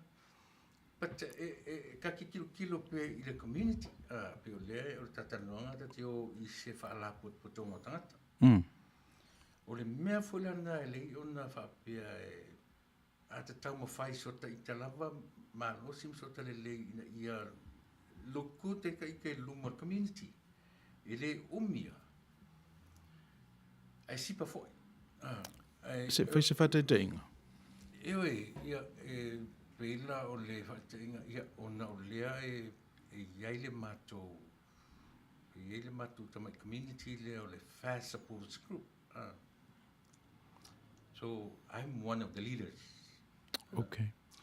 So o lau tilo i mea ia. A whapea o te whaatino ina i loo lava malo si malo uloa. E wawe ta ape. E wawe le aise mea. Ai ora te talo i le atua. E na te au maia le malosi i ate au. O le malosi la whale atua. O le ata mai whale atua e whia ngai im tangata ia. Io e ti ngana lafo mele tala e tati whanongo matua atia i au talangona. Ai whai mai ale malosi whale atua. Au ora whatau matau ina. Au ora whatau matau ina. E alu alua la ngona e tangata ia. Le agenda le sau mai ia. Le mena uta wai. We all have different agendas i ratu orang. E tofu ar tangata. Au le malosi la whale atua. E manino le vai. I agendas e se ia. O nau tai loa lora ia lea. Adjust i eita ita. Au ole adjust mai tangata iata ita. Adjust ita anga i tangata. Mo le community. O le kai ke kanu mo le community. Yeah. So, o le mea e whaaitete i aile tangata. ina nei te iwo ia lo na pale whenga i maletua, ai pe o le mena. Tātou wa aifu i ala historically, o le ale mea e le fia i le tua. Ia, le olo i papelu, le example sau i lunga. Tu singa fu ia perfetta, ia isi mea e tātou te ite ai i le mea le fia i le tua. Le fia le tua le tao o tangata. Tangata matitiva. Fafine uoti a lātou tāne. Tamiti o mariliu o lātou matua. Va aila i le mea lena. So se mea lava e whapea i nai on tātou whaia, ia tātou whalapapatonga po o tātou manatu. Then wasalala tātou. Wasalala tātou. So o le mea le o le whauina o le community. E le mawhai o se, o na whai o se ngā luenga se tangata nā o ia. E te tau ona whautele. Ia lea, te saunua fwoi lau sunga i le soa lau pule. So o le fisiri la, o le ala le hierarchy, o le ale tū la fono i le stakina o le pyramide lea. O le ale... O le community sa mora wa ia. Ioe. O le vā. O le vā whiaroa i le hierarchy, le structure. Le whaia ona. Le community sa mora te tala noa. Ia. Se mamalama titi le mele na, o le ale winga o lau tala o le vā e creatina le community. Ia i loa e le tangata o lo la vā manisi tangata. Ia i loa le mea ta o le ioe. Awane i ia fe se inga o manatu marangona. Mai lem whaita tō ese i mea na. A o le tausi o le vā whea loa i lea. A whapeni ta te fe ese i. Ia le... O ese se tau nāru dano. E lem whai on tau whai whea e uma. A iai le tangata e aru dalo. Ina ia mawhai. Ona at the end of the day, ua toe wheso tai. I le vā lea. Langa o le te tala noa le community sa mo. Le mawhai na whausia community sa mo. Pe a le loa le tangata tau si le vā whea loa i misi tangata. So o whela tu o mai e tu la fono le tausina o le vā. O whea o iese kānona po se manatu Outou, po se mta au sili e tausi e la le vā le nā. Tele? Ia. Tele le mea o le... Sile tu la fono i se fulu. Ia, a mataina. Mataina, sau le lima e le vā whia ngai o le atua ma le tangata. Ia. Ai o mai le lima i se fulu. O le vā whia ngai o le tangata ioe. Manisi tangata. Ia. Ta sila nā mta o se teo te tilo le tāua. Ia. Leanga o le vā whia ngai o le tangata ma tangata. E ona fo i le atua. Ia, so sa mai tu la fono. So o ila whaia tu la fono, o tu la fono na sfuna upgrade le li I tu la fono e lua. Il whenga ingo o fau. So le lai e alue ne le tosi le e nei. O ila o ia whaia tu la fono. O le afo I se manu lauti o lo te ina tu la fono. Ia, o tu la fono ai e la u tilo iai o tu la fono na whaia le atua. Awe ilo na nu, e ta iai ilo na nu, mai le amatanga. Ka tuo o mai le teimi o tu la fono, o tātou. Ia. O tātou o tu la fono. So o tu la fono la e awa iai tātou mele. O le mea lea. O le tau tēnu nofo, e le aise si e mwhaina o la tuto tasi. E te taua on tātou nofo i se whaala po tonga, community of people. Ia. Ia, a le wa ia ma le tausinga o le community wha Samoa. O le mea lea? O le ale mea. O le vā. O le vā. Ia. Ia, pe I nae, yeah, well, yeah. Let me just say, e ala ona tutupu ia whata Manuia. It's not because of power, but it's because of competence. Le fo no tala noa le DTA le vasolo o mawai. O le whaapoto ina o le community, e le whaia I se power o se isi. E le whaia I se structure. Ia, e whaia le competence. Whaia le competence, e le whaatufunganga. upu mana tuaina o le upu lele o te whaalonga so o iai tūla whale. Whamai e tala tau tonga e tala tofi Samoa. So, a whapeala e whaonga ale tio atale nā o le power mill competence, o tātou I loa aila ia, o tātou wai o power. Di ngāna wal nei se competence a ia leo tele ale power. Ia o nai tonga, ia pese ia tala tofi, ia tātou, ia tala tau lātou, mai a lātou o lātou competence, o lātou tau ana whai, o lātou mea na ausia. So o le moanga ngana o na whaalonga iai, e pe o le sina mea o mantuaina. A wai, o le mea lale nā a tātou wa aia iai a mai le community. E pe e loa ala o ia. O ala la o ia nā. It's less power and more competence. Pe ale lei alwhainga, le whunta ua le vaso lau atua nai. E le te me o I ngā dai, o na fili e la I e dai le tau dai e. E wa ia I tātou, langa ale le leile filina o le competence, e oti tātou.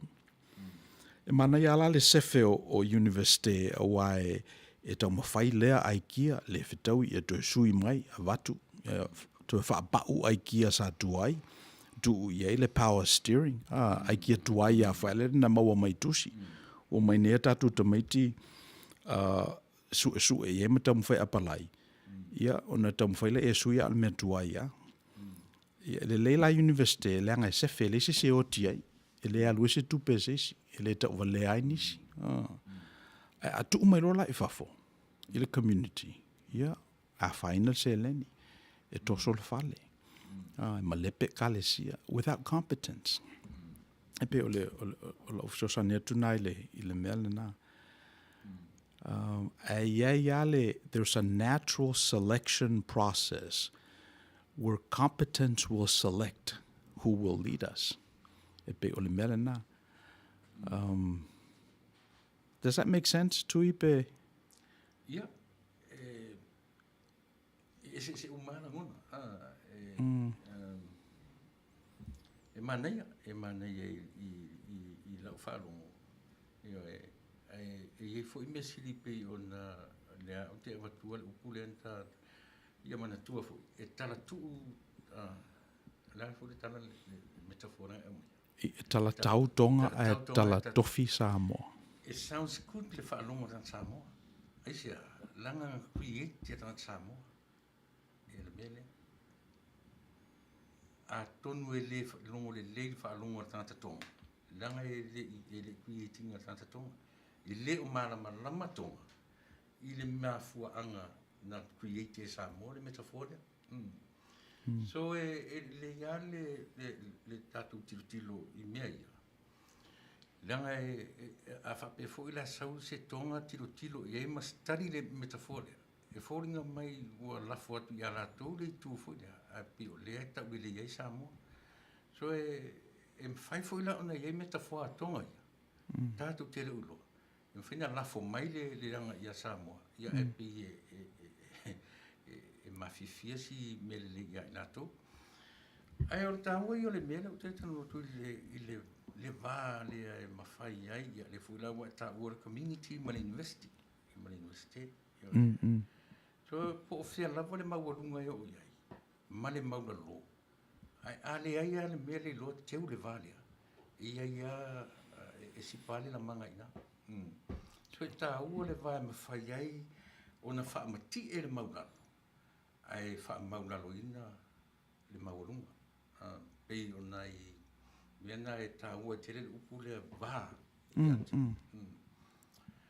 Ia e pei fuila e lei ona o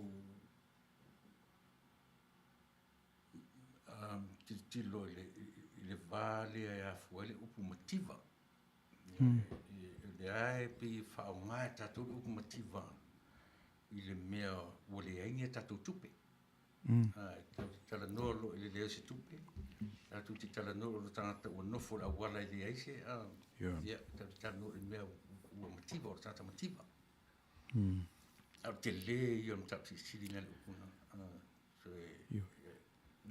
Wa maila le melena na tu whenga ila ia ma le mta upulea na tala noa I le se senga le objective ma le narrative.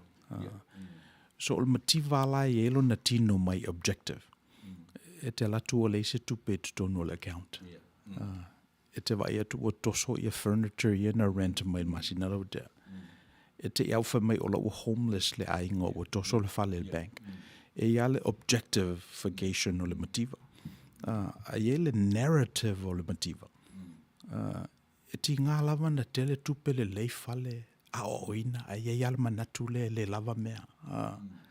Now that's a narrative interpretation o le mativa.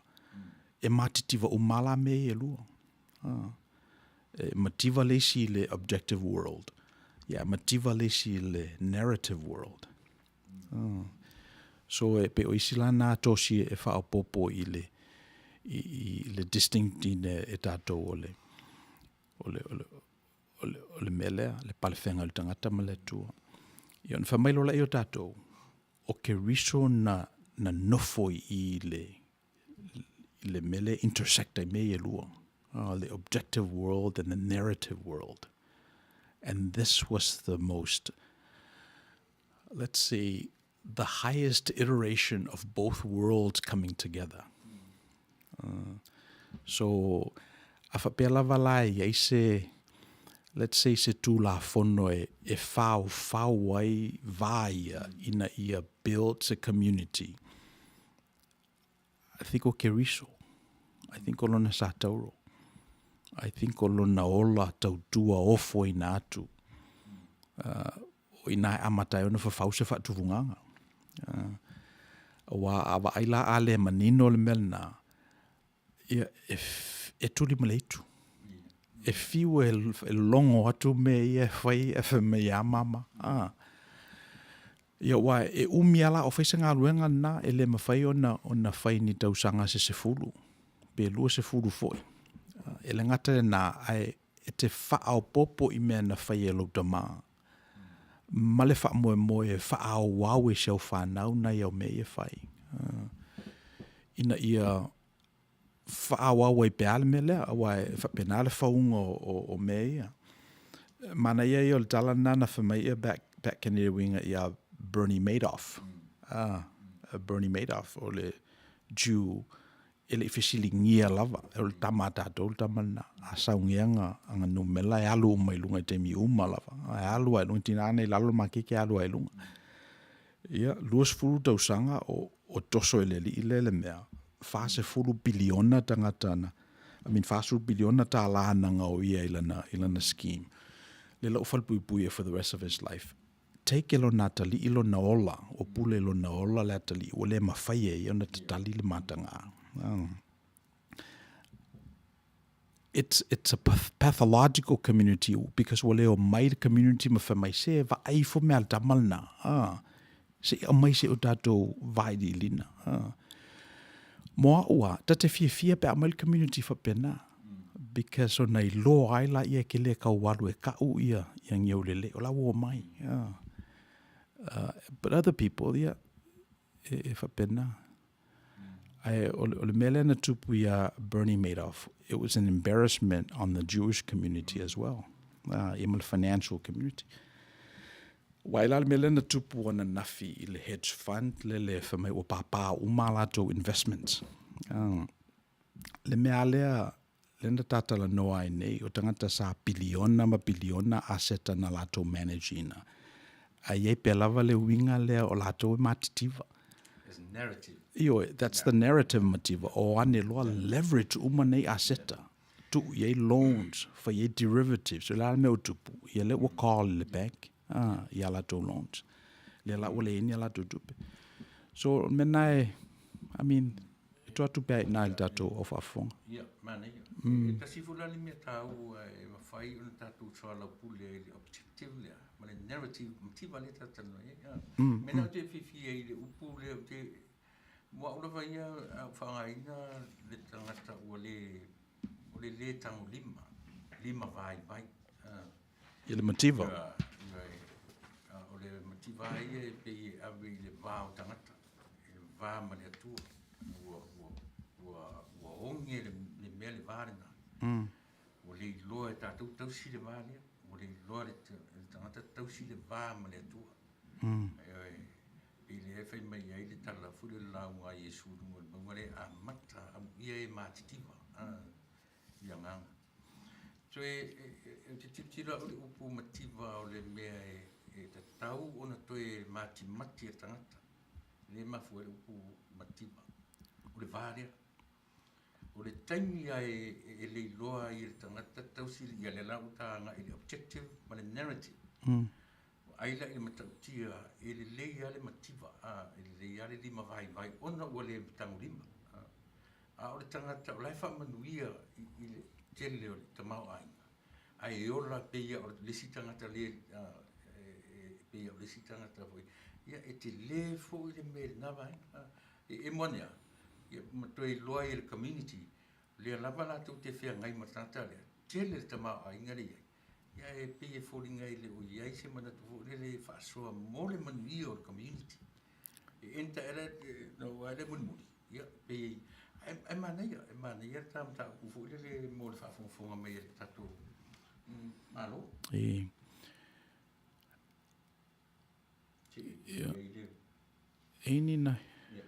Okay. For my Helen, when we were in Alaska for 12 years, we were involved in the community to help the youth due to a lot of school dropouts, which they involved in gangsters, created shootings and drugs.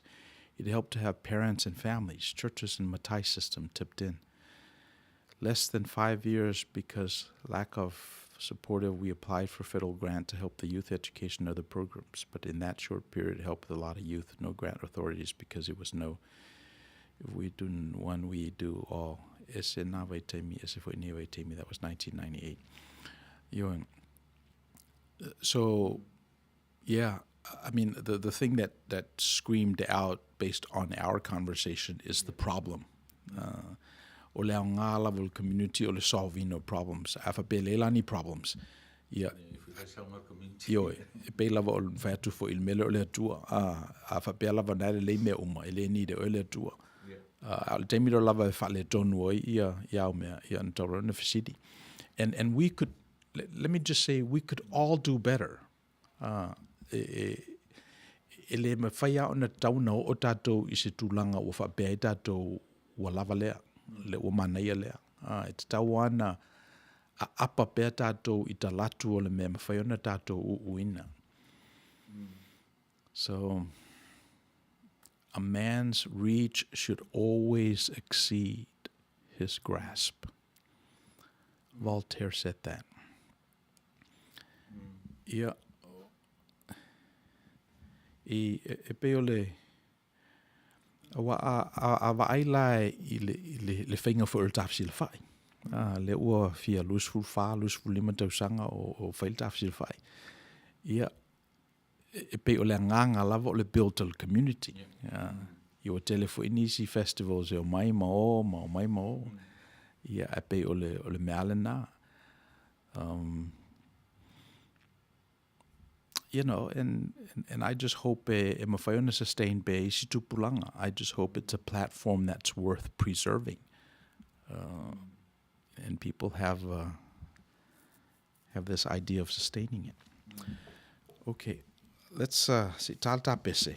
E vai ta foi, i ona fa wau le tatalo no ngai lisi tu.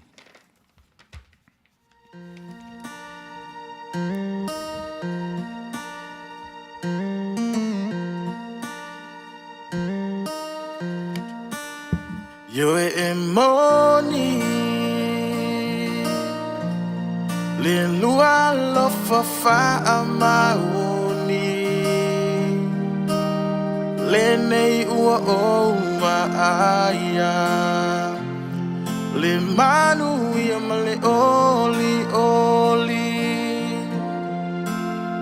whainga Tawasaina mai o le vao fita Mali ai le lau ele Ilo olua fusisina Ona ole lua luna Le luma na I asau Mo I mato le whanau Le whanau tu ua olua tuto ua failea mapine fa'ama alofangia ele atua lo olua soifua ia umilea alofilima ole alofa umatua e monilea io e moni sa olua tausi malefa amaoni va ai aloi mata ole alofa malingi fosa olangona faingata fausia ina ole ainga sale imabayai lo olua fa'atua tua ona ole lua nuna le lumana i asau mo i mato le whanau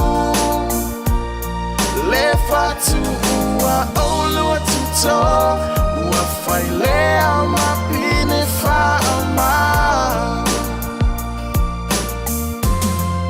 alofangia ele atua lo olua soifua ia umilea alofilima ole alofa umatua e monilea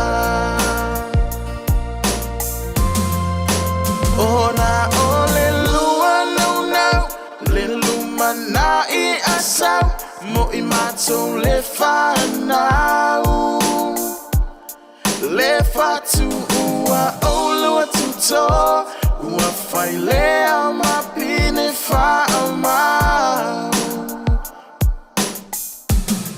alofangia ele atua lo olua soifua ia umilea alofilima ole alofa umatua e monilea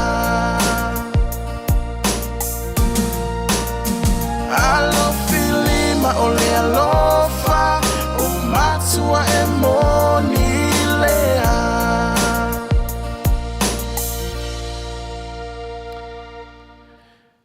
e wai pe o le sila mea o mantuaina i le building o le ekalesia i le amatanga. Fa mai sa tu tele ala to mea. Te mantuaina tu i le ngatele na aina fili e la to ti akono. So wa deputize le au apostolo i ti akono e whaiel ngaruenga. Ona wamatauna tele, to tele community.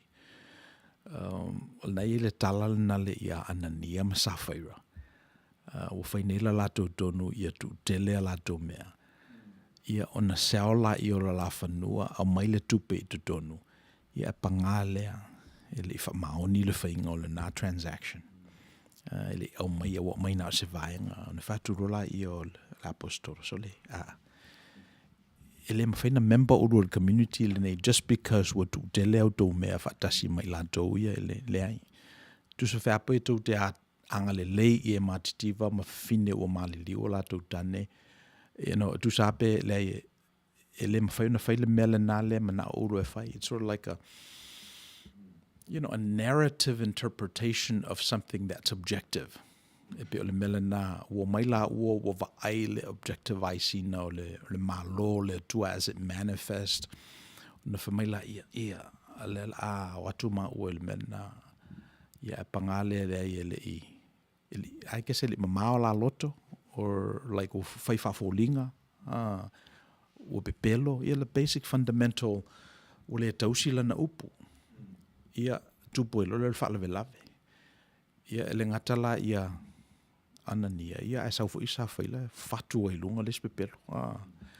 So ole winga o lautala, community is this exclusive community, this this group of people that are committed to certain things. And I think that's all there is to say about community.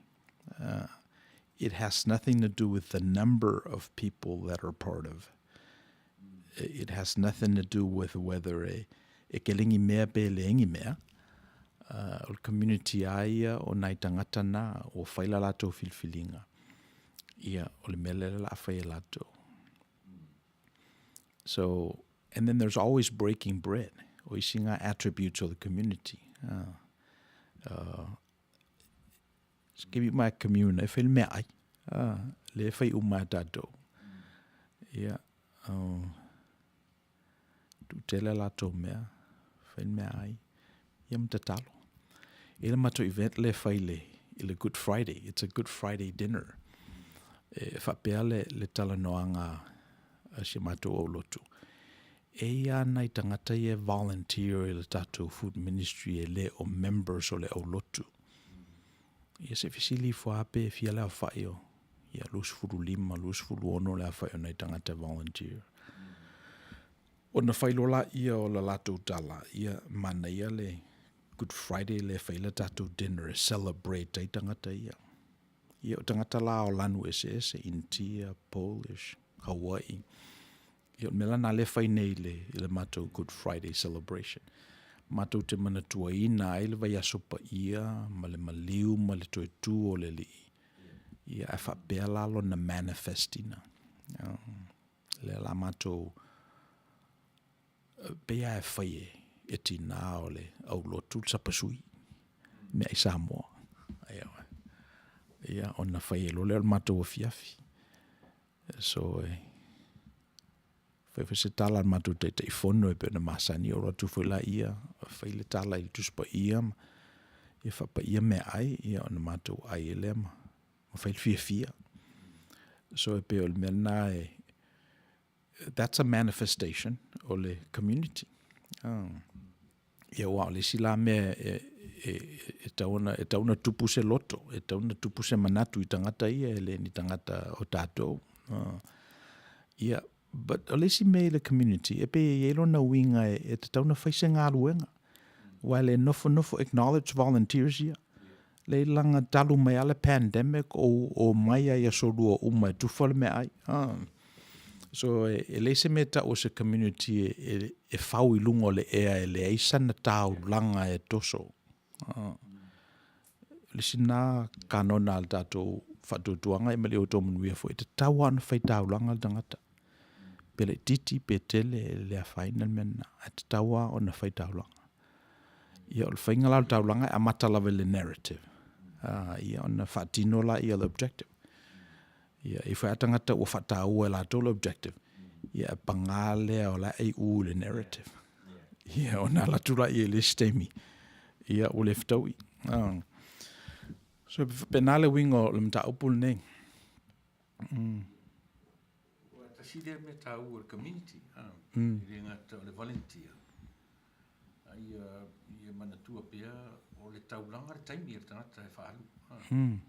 O le taimi whaalu le community o le taulanga. Yeah. And that's the highest form of o le taimi. E maua tupe. Ia o le taimi ele maua. E maua ata mai. Ia e maua manulauti, e maua manatu. Ia o le taimi ele maua. Ia wa tasi le na tu ngangana. Ana tata no pia tatu o tu. Pi ta te whai atu roi se mea fule le anga e sa wale tala pe ia. Se mau le kaimi ngā mea. E pe e tau sisi ale wa ai lona loto I whale ainga. Ia te pena la hoi. E le se me le anga. Mea fule le a ua le mawhai o sau e whausia se community. Ia fifi le mu. Ia ua le a mai e discourage ele santa. Ia wa o te fia la I tangata na. I moa wa ia e se whaatafu atu funganga. My friend the critic is what I say.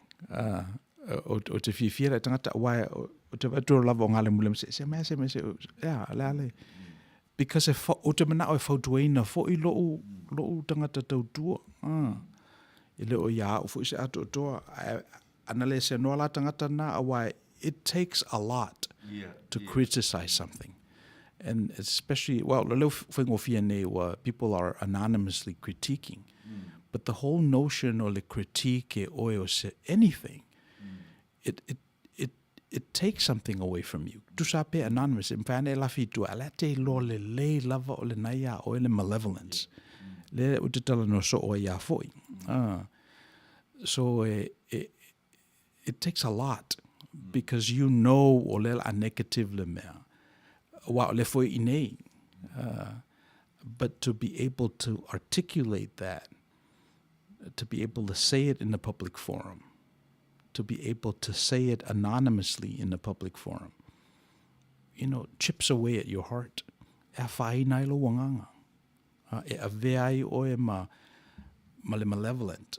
E pe o le mele na uwhai atua ya kaino ma le whangatuanga kaino ma le atua I na uoti apelu. Whamele atua e tele I lo le mele na sai fafo.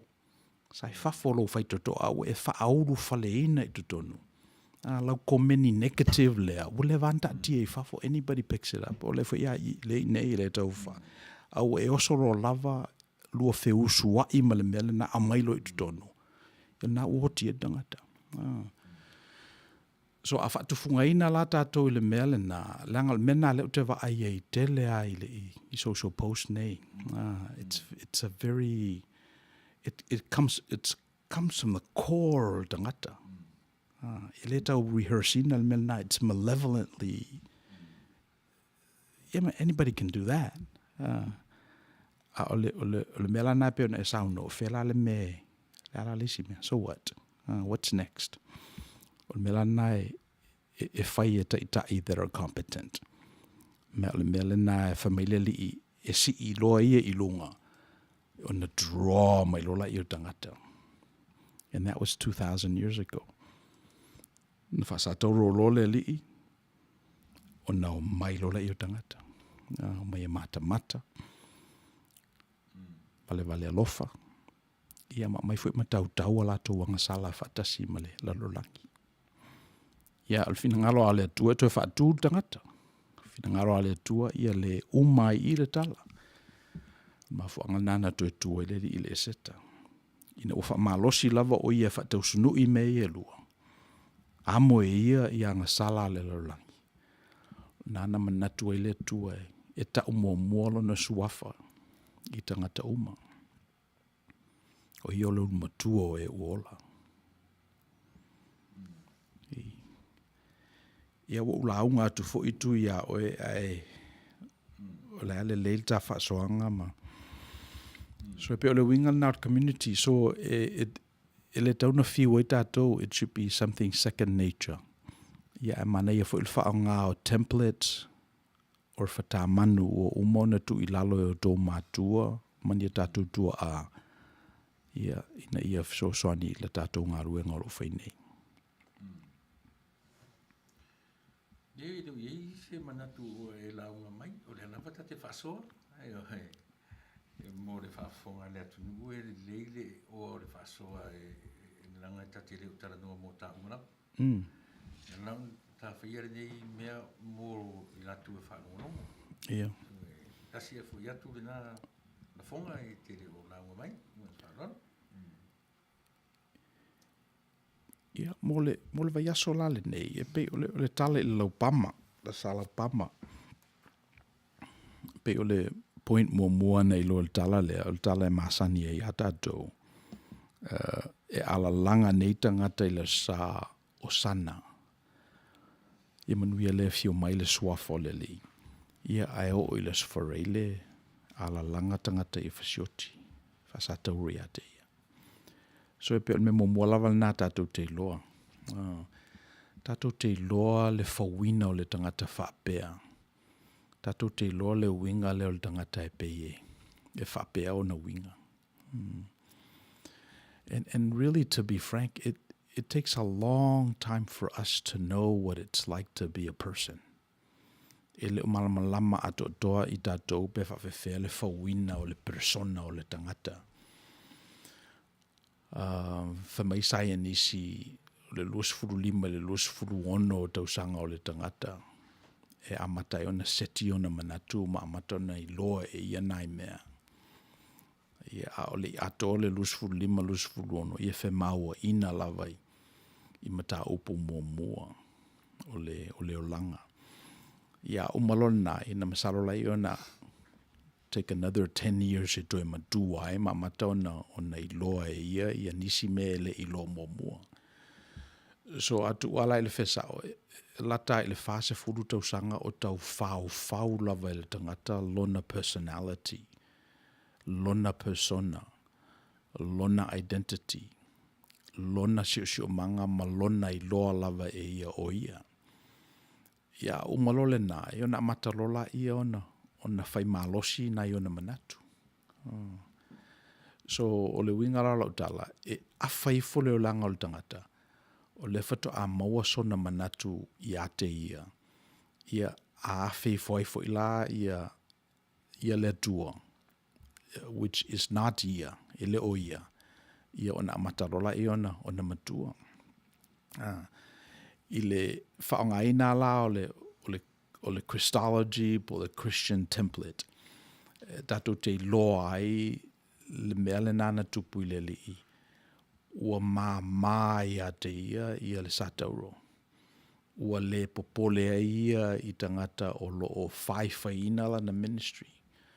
Ua le o fefe fo i te moni ma tangata ia ua ia nganga leanga. Ai sea ona ua manino ia te ia lona pale whengai ma le tua. Ua manino ia te ia le mafuanga nala ina whanau o ia. O le ale mafuanga. O le sao ni o le whaoltanga mo le tangata. Na sao e sefe le tangata. Na sao e whaola le tangata. Ia whasiri whaola mai lea. Whaola mai me oti ai.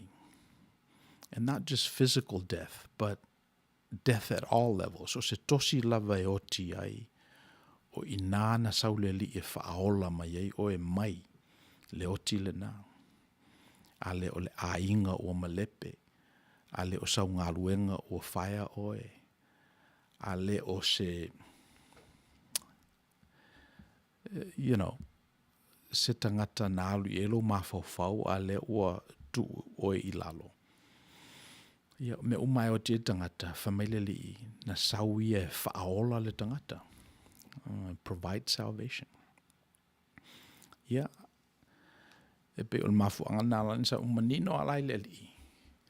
E tele i o level se whaiele me lea. Mai na amata lava i le temina baptiso i nai o ia i o anel baptiso. Lana ngā luenga lea e whaie ia na o ia lava mwhaiona whaia. So, o le sosala upamala, pese i o inana amata ai le vaiaso nei ua ta ue tangata kirisiano le vaiaso pa ia. Ia, mai ese ala ia moli maua alfa evangelia. Le aso le nei na malanga ai le li i whatupu i Yerusalema. E lo o me tātou tala. Ai o i nei e na amatai o na whaua na manatu. O matua lana tō whā. Ua le popole ai e le oti. Which is the last thing e whaola mai el tangata. Wai a whapete le i loa. Al nafo e te mate. Let me tell you the truth. E le te me o te oe. E le te me tō e lau manava. E le te me umai le ola. Ia le o fas, 5 se lau, 5 sefulu afe lau whai o tangata o mali liu le COVID-19. Ia le vai atu sulu tino lo e mata mai. So ina mafuanga lo whatoi nai oe. Ina mafuanga lo olai pea oe. Mai ia o le mena whai al tangata. A o le whaolatanga muli a lea. O le fili muli lea. O le oti. Le lana saule li. Ia mai le wha moe ola mo i tātou.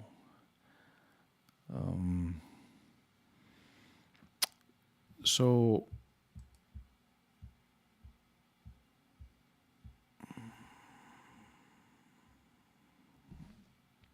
a whapela i eni nai manatu whaelele fausi ai se whatufunganga. Manatu mua e se lava le toa o le li. Pero menata una mau e tatou. E se le toa o le li i nei mea na tutupu ilo na olanga. Se iei ulava ina maliu il sa tauro. Tauna toa tatou. So a whailal visidi, o whea o e toa ai. O whea o e toa ai. Ia, a lata lai le meolo o e toa ai. E peo i nāle e ele nofoanga mauti noa. I loa pale whenga ima o e male atua. Ele ngata fwe o me te toa ai atono i eiso whatufunganga whapitoa. Pe ese to mai whapitoa awa le mena sa wele confidence. Ona na e a onga ai. Ona na e va ai ilo tama o whai. Ona na e whatuina o lea ua tu. Mai le nāla i loa. Matai ona fau se toa. A lea ia se toa e sili nei lo lowi loa. O lo au le tua vatasi maoe. So much so you're willing to lose your life for it. O le mele nā tauna, well, e mawhai o nao o iai. That's the invitation. O le wala au le nā, that's the highest iteration. O le mawhai e oe o na toa to the point where you're willing to lose your life. In all levels. So o le mele nā, o le wala au ala ia e toa I mea le lei, ia e o le toa I me whale tonu. Pe o le mea nai, that goes without saying. Because in whaiana e toa, ai awhapea te toa I me whale tonu, toa I me ngata mai, toa I mea le whaawa wina, ia ona o manatu lea o mai mautoa. Ia, a o le toa lea le li, ia, o le matua toa lava o toa. Ele I fas e ina o ia e lau pama mai lātou na lafo o fui le ala. Ele I manatu tele foi o ia I upo o tangata o sana I le alo ta vita. O sana I mea o pito lunga. Wa ele umale vai aso o sui la lātou pese. O le tangata e whiliuli wa I o na winga o na manatu. Ele mau manatu foi o ia. Atu mau pea le toa I le li. Ia na manino leo le mena sawai o ia. Ia e pe o le manatu na.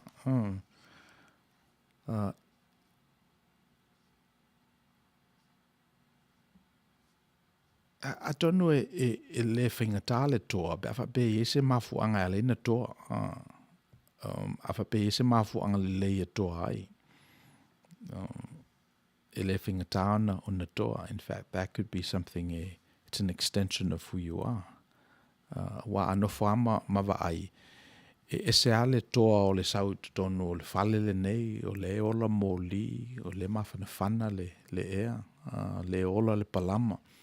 E se ale toa, because o le toa lale na, le whaavai lunga na whaifu il vaso lau tea, na saufu il vaso un tu ato le iai. So there's a certain level of confidence. E le titi eisi na toa e whaongai le tangata pe asau I tonu se mea o lewa na masani na whai e ia. I think once you get that, ma distinguish o ele mele na, e ma whai lava e oe ona e alu I whafo I se mea tele experience ina mua. Ma le tama I toa lea. I think ele whaingata ona escalate le toa le na I ne ma whai e oe ona whawheloa I nisi mea tele I ma whai mua o na malamalama ai. E wa le reaction ala le tangata whaelele I se mea le I whalongo I e mua. I o le ti ngata linga, sui le channel, tapere le tio, escape, run away, fuli tua. Ai awhapea lava o le whalea onga le nei mea, ia e tele lava ina. E leise se o tiai. E leise se o tiai. So me mo mo toa leli. E me se tangata ia sa leanga o la to loto ia te ia. E lua mafu anga leanga ile loto o tangata. Mo mua ona nanga leanga ina o ia a o tamaiti. Ia ona leanga ile o na loto. Mai le ifatufunga ina lava o ia se isi awala e talo tali atu ai pe anga leanga ina mai. E se mai nei lo leanga atu. A e fesili nei ia te oe, e te mana tuaina le teimi mua na e langona ai wanga leanga ina oe. Na whapewhea ona e tali atu. Ia te sila fia. E te sila fia ea e mawhai ona ese lau tali atu pe anga leanga ina oe. Te rople al teimi na tahi comments ia. E ia te oe le saulotonga e sui e lau tali. So, all this to say, e iai le saulotonga i le tangata e mawhai e ia o na sui la natali i mea whaingata ama mea whawhewhewhelo na olanga. I think on mafuanga nai mawhai e oe o na toalo loto i nisi mea e tele isi la fia mua. On mafuanga lo no lua e ala i ona leanga le loto o le tangata. Ona o tangata ia o lo o anga leanga ina. E lei lava se isi e tu atu i le o lo o anga leanga mai mawhai atu. Ta ofi, fatali, soia, uma, ua lava le nā. E ala lava o na anga leanga pele tangata. Ona na te le i loa po le ale ngā luenga o lo whaia e lona anga leanga i ate oe. O lo talia leanga leanga ina. Te tau ona whaisau tala. Si ilo leo. Whaari lo manatu. Mai ia te oe le saulotonga ma le agency. Mai le tua. E whape nai ona e whai. Ia. O le toa, o le me le lei.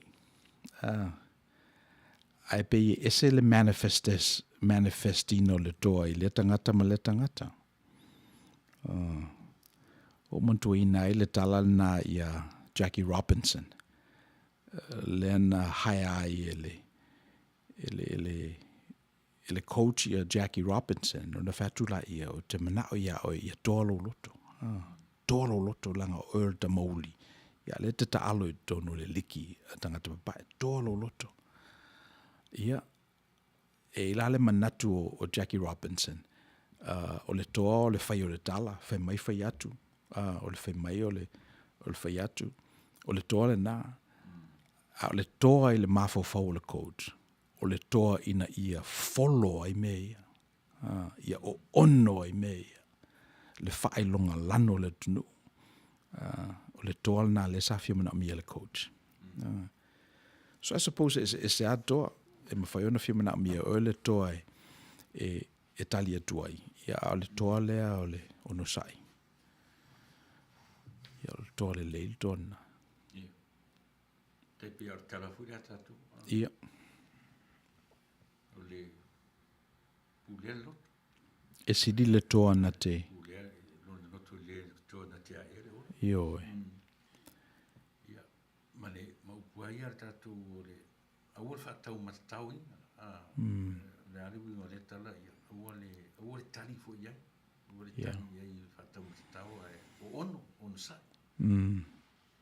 Tino e manu malo. Ia.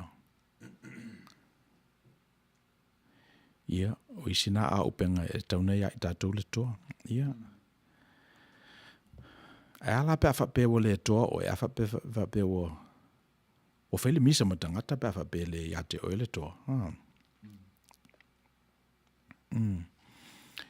Wa pe mele le na whainga tā i tangata o na talia le mesia.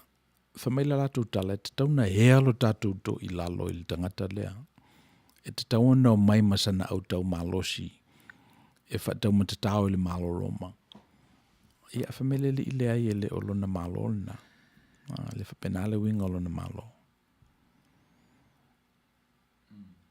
O le mele na whainga tā ia le ola le nei o lai tātou. Wa leo lo si o I tātou e tangata ia. Ina o umala o campaign mua. Na o alula ia I Vaiermo lo ia I le retreat le nā le Kalesia Katoliko Roma. O lo ia o le Abbot o to I lolo le ngo stama patele lo ia. Ia na warula ia o nofo I nai le vaiaso. Ia e mana ia latu community pe sfuruiva ela fa o patele na ia ima. E ia la ia fe awal tangata fai le aso ma le aso e ia latu fatoanga. E fai ia latu tatalo I fa lua Earl Diao ia ma latu Vespers ile. Latu devotion ile fiafi. So e ia la latu community. Ai o mafau o isi nā mea te tauna fai, e tauna na wawai ese tātou mai le lorangi le nei ma le pisi ngō fia o I tātou. E le tu ainga la lorangi le nei e whatau matatau. I tangata, e ese o lātou manatu. So olo iai e communities whapena, ia a tawai e mana e ale fresh o lātou mea ai. E se lātou whangana I tua, e se ola latu miti afu mo e latu se lene whatau ai mi te maisi mea. So e pe o le wingal nā o le latu community. O se me whapena le tauna whai tātou bea, po le ale. Mana e fo singa.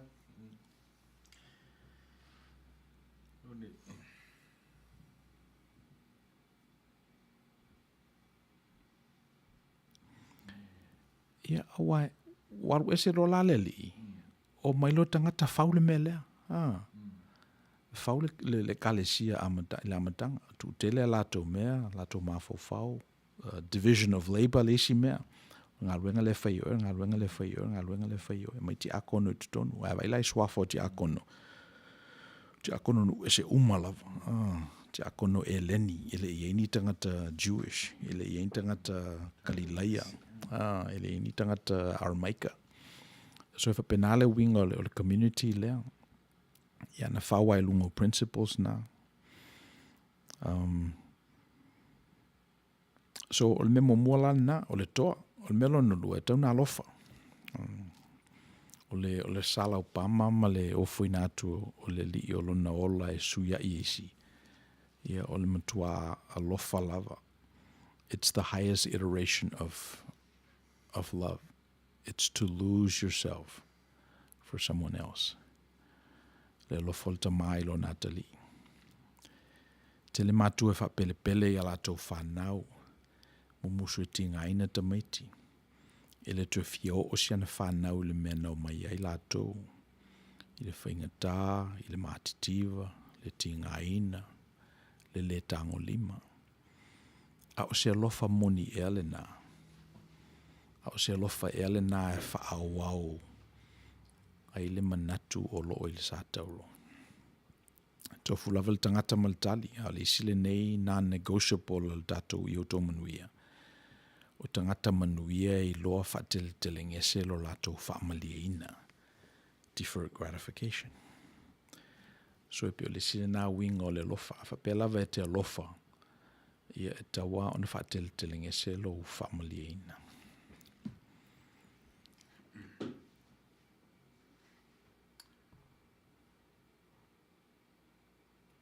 Sa le ua whaamatala mai I. Le mafuanga tonua na toa Yesu whea ngai mamei. O le lofa. I le iai asi isi mea nā leina toa le loto Yesu I o le satau. Una sai a te ia le lofo le tu.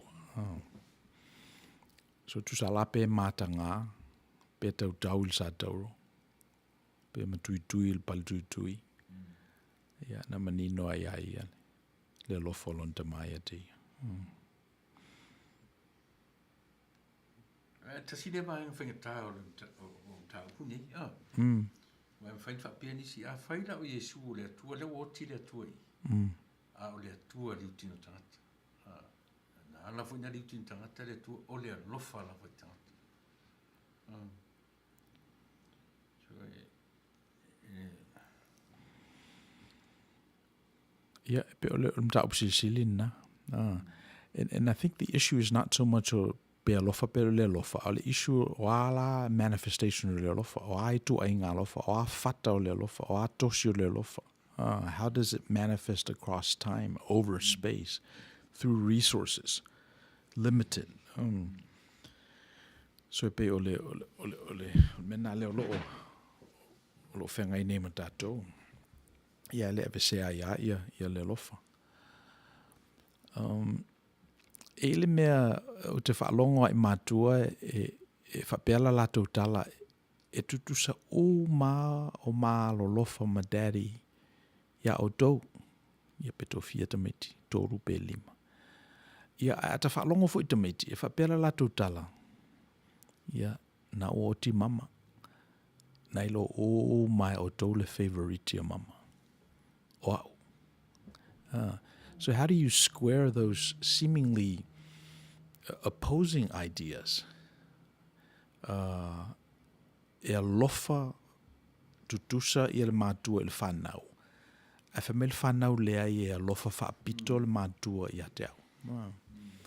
And I'm wondering if that's part of this immature conversation. Ele i o le te mea matua ai i well, I think matua, because a tua i le whesao, ele tutusa le alofa o le tua i tangata. I don't think.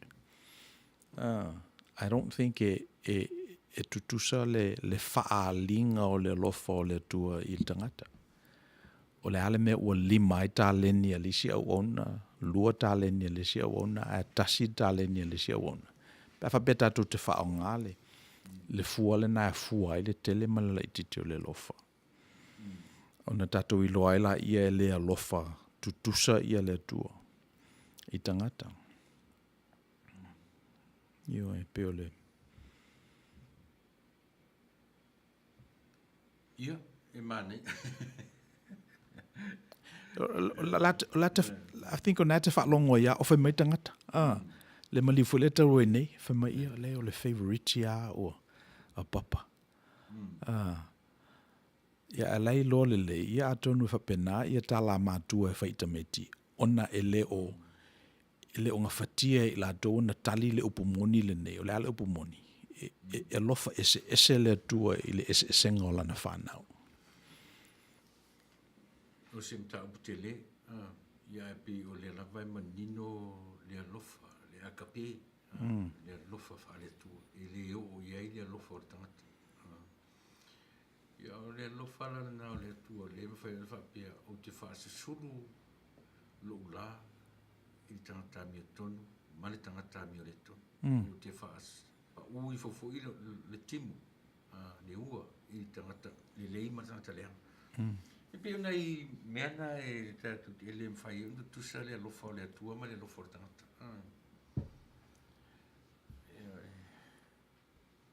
E manaia e tau te tiru mai ai.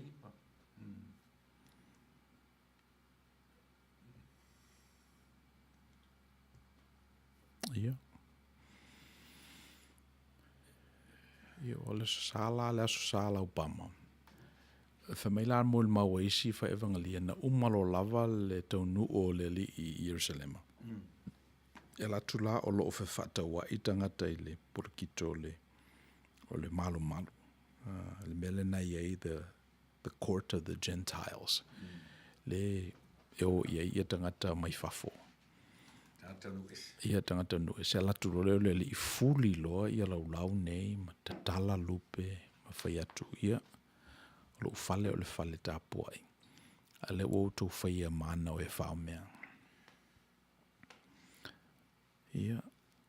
E lo manatu o inana amatai ona le fifia ia tangata. Wa atato whao ngaina la le tioatale na le objective ma le narrative. Pe o le narrative le te mile na o atua ia wharsai o ma tangata o le taitai o le lotu na whamaila i o le li o Outou o whanau a ngata whea i e Outou. Outou manatu ea ona o Outou o le whanau a Aperamo Outou te sao mai le amia tonu o le atua. Ia. E whatutupu mai le atua ni whanau mo Aperamo mai maani. On the narrative part o inana amata ina fau e tangata le mele nei. Tauna umale o le li ile. Fa'aola lola ia le li ia la salo i Betania, which is about 1.5 miles mai Jerusalem. Ua amata la vona lata mai le threat. Salaunga i o i sunako mga ala laiti. Alela ua whaile vavenga i about 1.5 miles mai Jerusalem. Fa'ao popo lola mal te pena ina le li i o le malu i le asona. Ia ona i lola ia e tama ia o te taun whauma. O taun whasioti.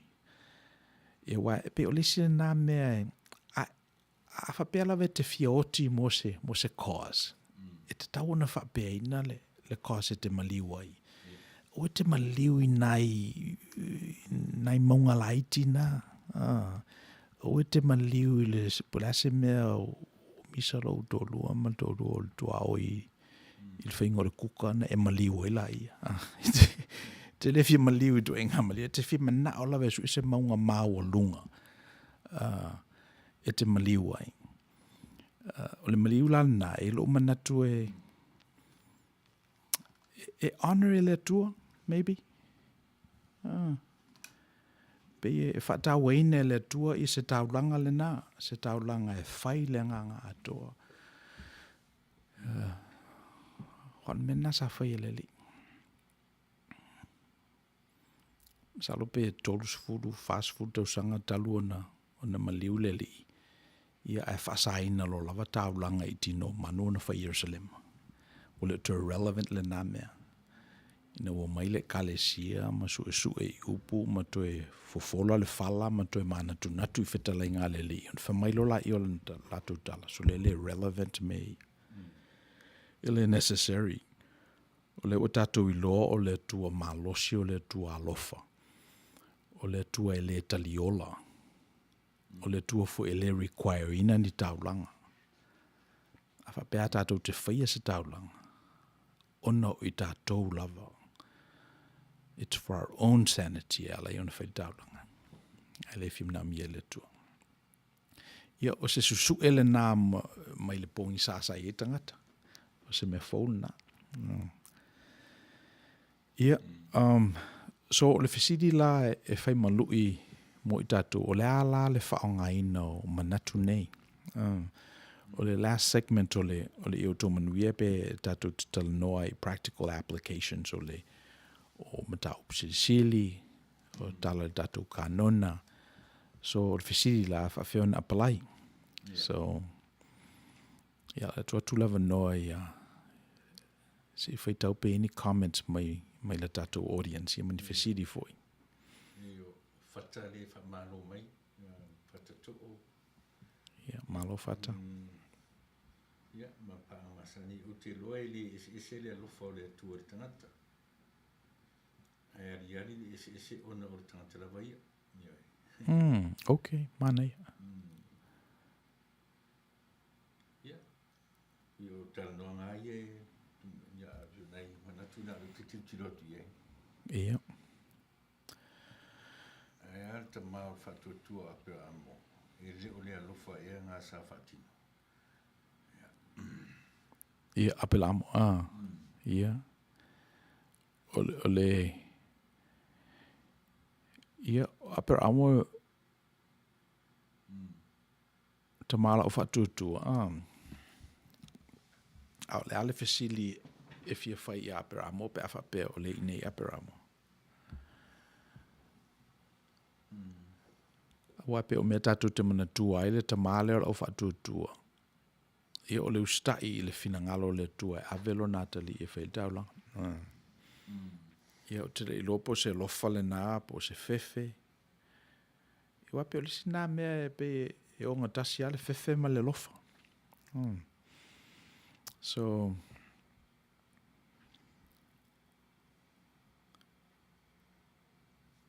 Yeah.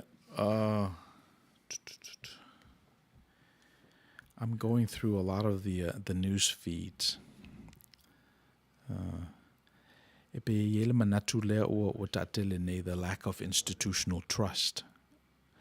E pe o to tele tangata o amatana fesilingia ia institutional po le afo ile mafuanga le na fa awau pea institutions ia. Yeah, so lentatu tala no ele amatanga ele pa o le no mela o tangata lotu. So lotu as an institution wa amata ona fesilingia. Ele po mala e fo ele le oto e to teleni tangata o lo faifa ai poiponga. O le oto e yese tu yo le menata o le shotgun wedding. O ata maiti no nofo ia po le no nofo fo ia e tausita maiti. So officiating ia fo na institution of marriage. Atato va ai fo itua ile melena va vai esema ia peretania mai le EU. O ina fo atato te loe wale fatutua ina ia le institutional European Union. Ia malfilfilina fo Donald Trump e fema president le United States.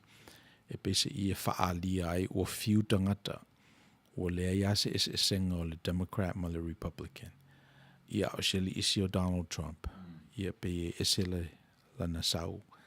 So melana na filfilia Donald Trump. Ia o mo fela alfata usanga. Ia le fela wa ia tu ia tangata. Mana ia it's best to go with the devil we know than the devil we don't know. So me nauto e fo ia wale fai auto e fai fo ia mea na masani na fai el Democrat. Ia leo lo ngulu e pelava ia le tunu. So there's a lack of institutional trust. O manatu na le wa ia nei.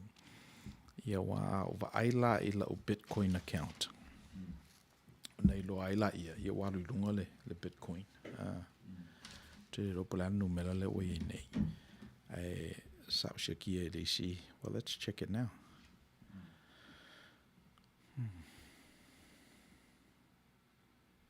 Ia wow, lisi lea whaelonga o le o whatutuaina le tupe ma le tāla.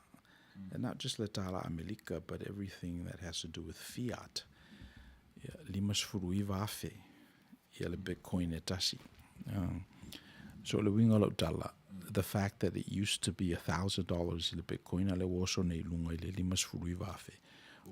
Whaelonga na for one. You don't have to buy the whole Bitcoin and find whaataunia o Satoshi se tolu pefa. Ale winga lo tala woso I lunga le tupe lea as a store of value. O lona winga ua le whatutuaina ia le tala Amerika. Ia maisi a tala e tu pepa ma tu uitu o malo. Le pauni, le mark, le yen. Ia le uwhifia tangata le currency fo lea. So o manatu na o amata ona fisiringia institution. So afa pela o mena leo lo tupune. Afa pela o le ngalu na leo o fati nei. Ia tatawana I loa ele I Outou Manuia. Ona fa se e ngaru fo ia. Tauna fisiri po feisi me disrupt ai ele. I think o le nganga pa ia. O le nganga o lo whaia me ia. Because ben of to the narrative world it's very safe. Inferna tweak le mea. By the time it manifests for the physical world, the objective world, ia o live on le lei na tu fatasi ia se theory, theology, is sapsapaya in me lea. So melana I think it tauna fatu fungaina tato. It's not investment advice, but I think so stangata lava lo whalongo li Outou Manuia tauna so Bitcoin account. Nana fisidi mai foi pe whawheona on na whai em whaona watu le link pe awha pe te so tai mai dato prokalama. Okay.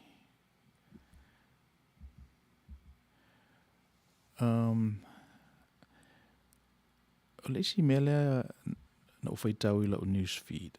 The bombs are not getting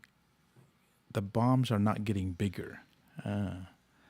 So sa yere te mina na pena ye ya le fa mamafa, the bigger is better. a te le lava le pomu me ka tone o le mena e tauna fai. A to tele le numela o se Outou ia o se mele le mena. Ia mele o mai tau ina nei, ele ai o amataona, small is beautiful.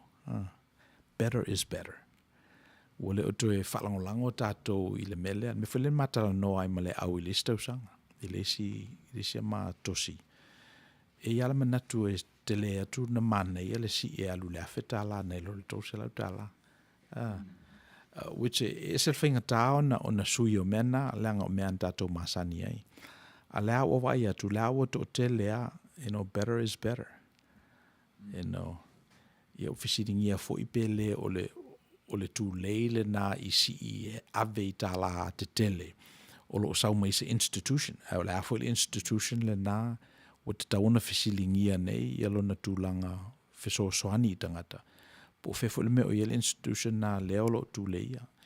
Pea pela ve sa o le ngalu le leo amata na le talitonuina institutions.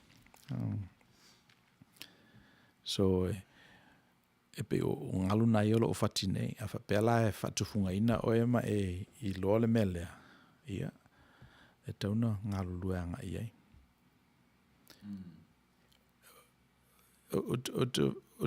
ele o tele stemi fa longo i lo to fast a pese I o matauna pick up steam ele article na o feita oi fa mai na vave lava le fast I le whaonga ina o social media.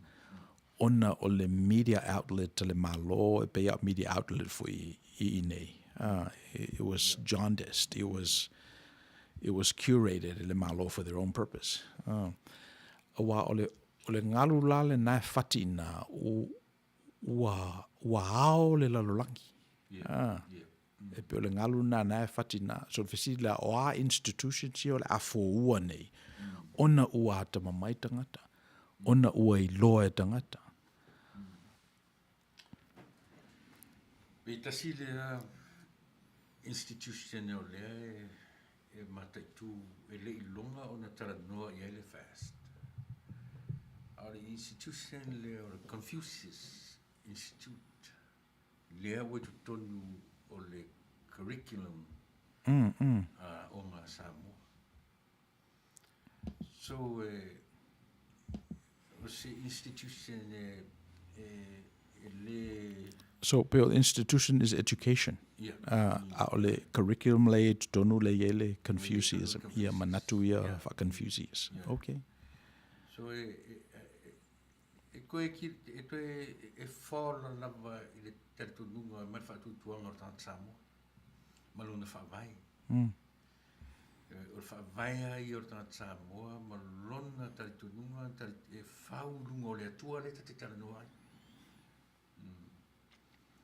Ia, ai o leua whaatalanoa ina I tonu le curriculum a tamitiaonga. I whaale longa lava o nā watu te tonu mea ia. O le popo lenga la o nisi fu o sa I lea ma I le temi e tupu te le ai. Le Christianity lea. Ia, ma le toa inga o ongara lea o alatu. E le mwhai, whaantatu o le me whai tu e pia tupulua. Ia le temi e ai pe mole a fwere ngore mea. Mole ia tau pea o na tau i le mawhauwhau. A wale whatu Tagaloa ina e toe fofoa ele mai ua ui. Ia. Se tau mai se manatu, se tau mai se whateita ingo se manatu Confucius o tau mawhai I le malo institute and scout to tonu o le aonga. Ia, o le ua o le ngangana, matu maanga wha komunisi. Okay. Me tau komunisi. I to tonu o Samoa. A le si la fiere leia, o Samoa ia o le atunu keusiano. O le atunu I demokrasi. E pi o le lawai wha le longa luanga ia to tonu I le Confucius Institute lea. E o ofo le to tonu saina. O lea ua maua, o lea ua tu tonu fo le curriculum a saina le ngangana Samoa. Okay. So pe nai mea na e au i le vai. Ina ia mawhaia o na eri ki teo tātou tangata whanonglong. I le tā ua o le agenda e puila e pe na utara noa ia na po i la po kalama. Le mwhain tātou ese ma le creation e le atua tutu sa pau e tātou Samoa ma tātou Saina. O tātou na whau ina e le mwhain la o tātou a pia mea o tātou o sili atu tātou Saina. But the difference o le mea lea, o le agenda. Le mea na e te tauna o uina ai o tātou tangata i oe a o le i whaia ngā whilwhilinga. Langa o le agenda a tātou Samoa. Ia whaatu mawina lona salotonga. Ia whaatu mawina le toa while mo. O le plan a Samoa. Ia toi fo i Samoa i mena. A o sei nai.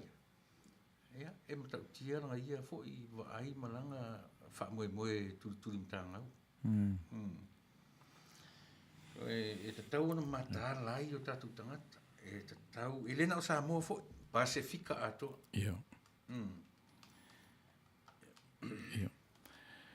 I wo mantuina la le mele mamloa ai ia le Black Lives Matter. O le white supremacist. O le manatule na e pese i e sidi atu tangata papa e nei lo tangata uli. E le ta ua sa oa mai la pe full frontal. Ia e te ite ina ia me ia. Wai pe mena na whaato ai le nei atu nu o Amerika. Mena na tautau mi ai ia nai Native Americans. Ia mai le fo ilana na tusi e sei nai tangata uli ia tausanga e tele before the civil rights movement. Ia ole mea laval nā tasi, o le supremacist, o le manatu o le tangata e sidi atuia nei lo leisi. So awa pela olo iai ia manatu le nā i ina. Ia o le fo e soka i nei. Le fo e soka i nei. E te taulao na tātou va ai i awala o loo whanofo file mo i nai manatu nā. Why it's very complicated. It's very complicated. E fu iste me fa nga ai manatu fa pena langa ia paketia ale Defense Department. E le iste me fa nga ai le tala i le talako. Ina ia faua ini masini fasi talako. Ina ia mawai ngā luenga tangata o lo i le district. Fa penale wing o mata upuia mo tātou ai nei. Leanga fo ia latu le senator i California ma mai sole. Au nei o tangata lai homeless i la law. Fai se polo kalama e whawhainga luenga i tangata ia. So fa penale wing o le fufoina o whawhitauli nei. So pawala le peye e mana ia le tala noa i le narrative i whalea onga esefe. E mwhaiona whaile le agenda i whatua nele mea. E leise se o ti ai. A manifesto lave whafo mori mawina se whalave lave po swa whita uli utula e mai tangata. Po te maiti, po whaia onga. I ona taule na toa se si i le leo. Mele na umat nei. Nena whanaita mafu i le lunga ai. Ne e afua mai ai le mele a tatano i ole. Black Lives Matter. Oi, ia. Ia. Ia.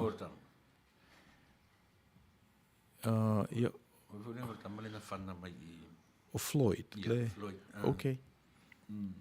Ia wa fo e pe e fo nei Floyd. Ia o le vale li ile na Michael Brown lena. Ina na matai. Ia o le vana ile fatu o le mele na ile civil rights movement. Ia mo le to rollbacking or rights or states. Expire. Yeah. So it's very complicated. Ia tula fono. Ai o le mea tauna whai e tātou, e tauna na su e tātou, ia ni whawhita oli. Ia ona vidi la ia, tosi ni, do the forensics. Ia ona tātou I lola ia ona fufo. So mena, awa ale whai la tātou le competent work le ngā, le hard work le ngā. Ia ona whengofia la ia ona le whawina ia o tātou community. Ia mawhatu funganga. Ia, o te manatu ua o laso. Ia. Ia.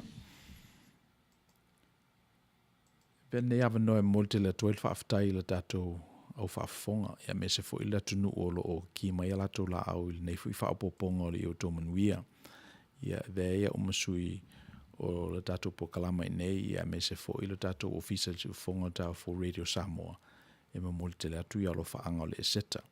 Ia Manuia tele ia le tatou tunu iso se mea o lo nopia iai. So se mea fo o lo Outou tali whaitau il wala au le tua i Outou tangata ngā lulue. Ia le temile nei, a whape ua iei se pati ua sala, ia po se anga sala fo ila uona, ia mangalo mai. Ia Manuia tele, ia le whasausonga o le tatou tunu ili nea fiafi. O lo tau o ono Misipouena Tagaloa, mai Outou Manuia.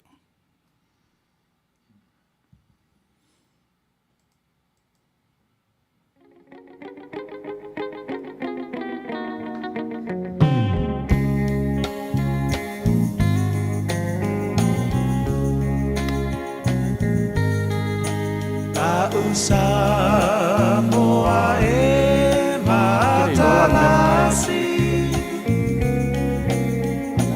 Ua sio mia elesami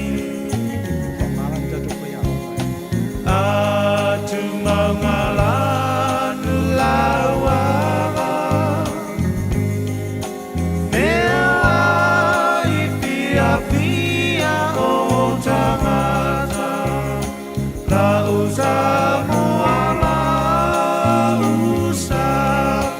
moa ea Lea tua elo Pahamai e moni lea Lea olo malo Tali ilangi Samoa e ai malo au fatasi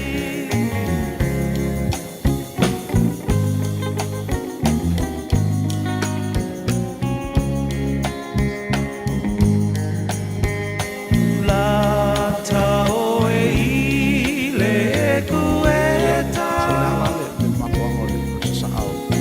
Definitely not because they love Samoa. They love Samoa. So se mea aua le popole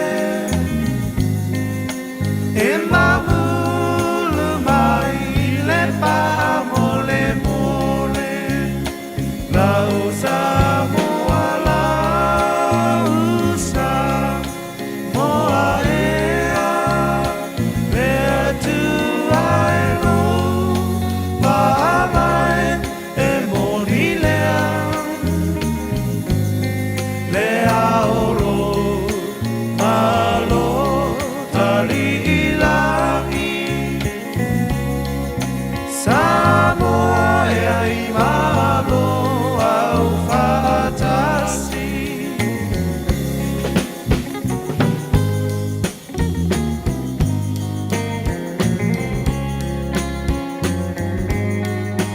Mali e toa ua malo tau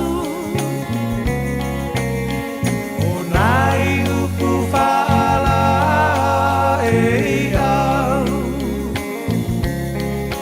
Se mane so tae au Samoa lo tawa ia sau La usa moa la usa moa ea Sea tu aero Pahamai e moni lea Lea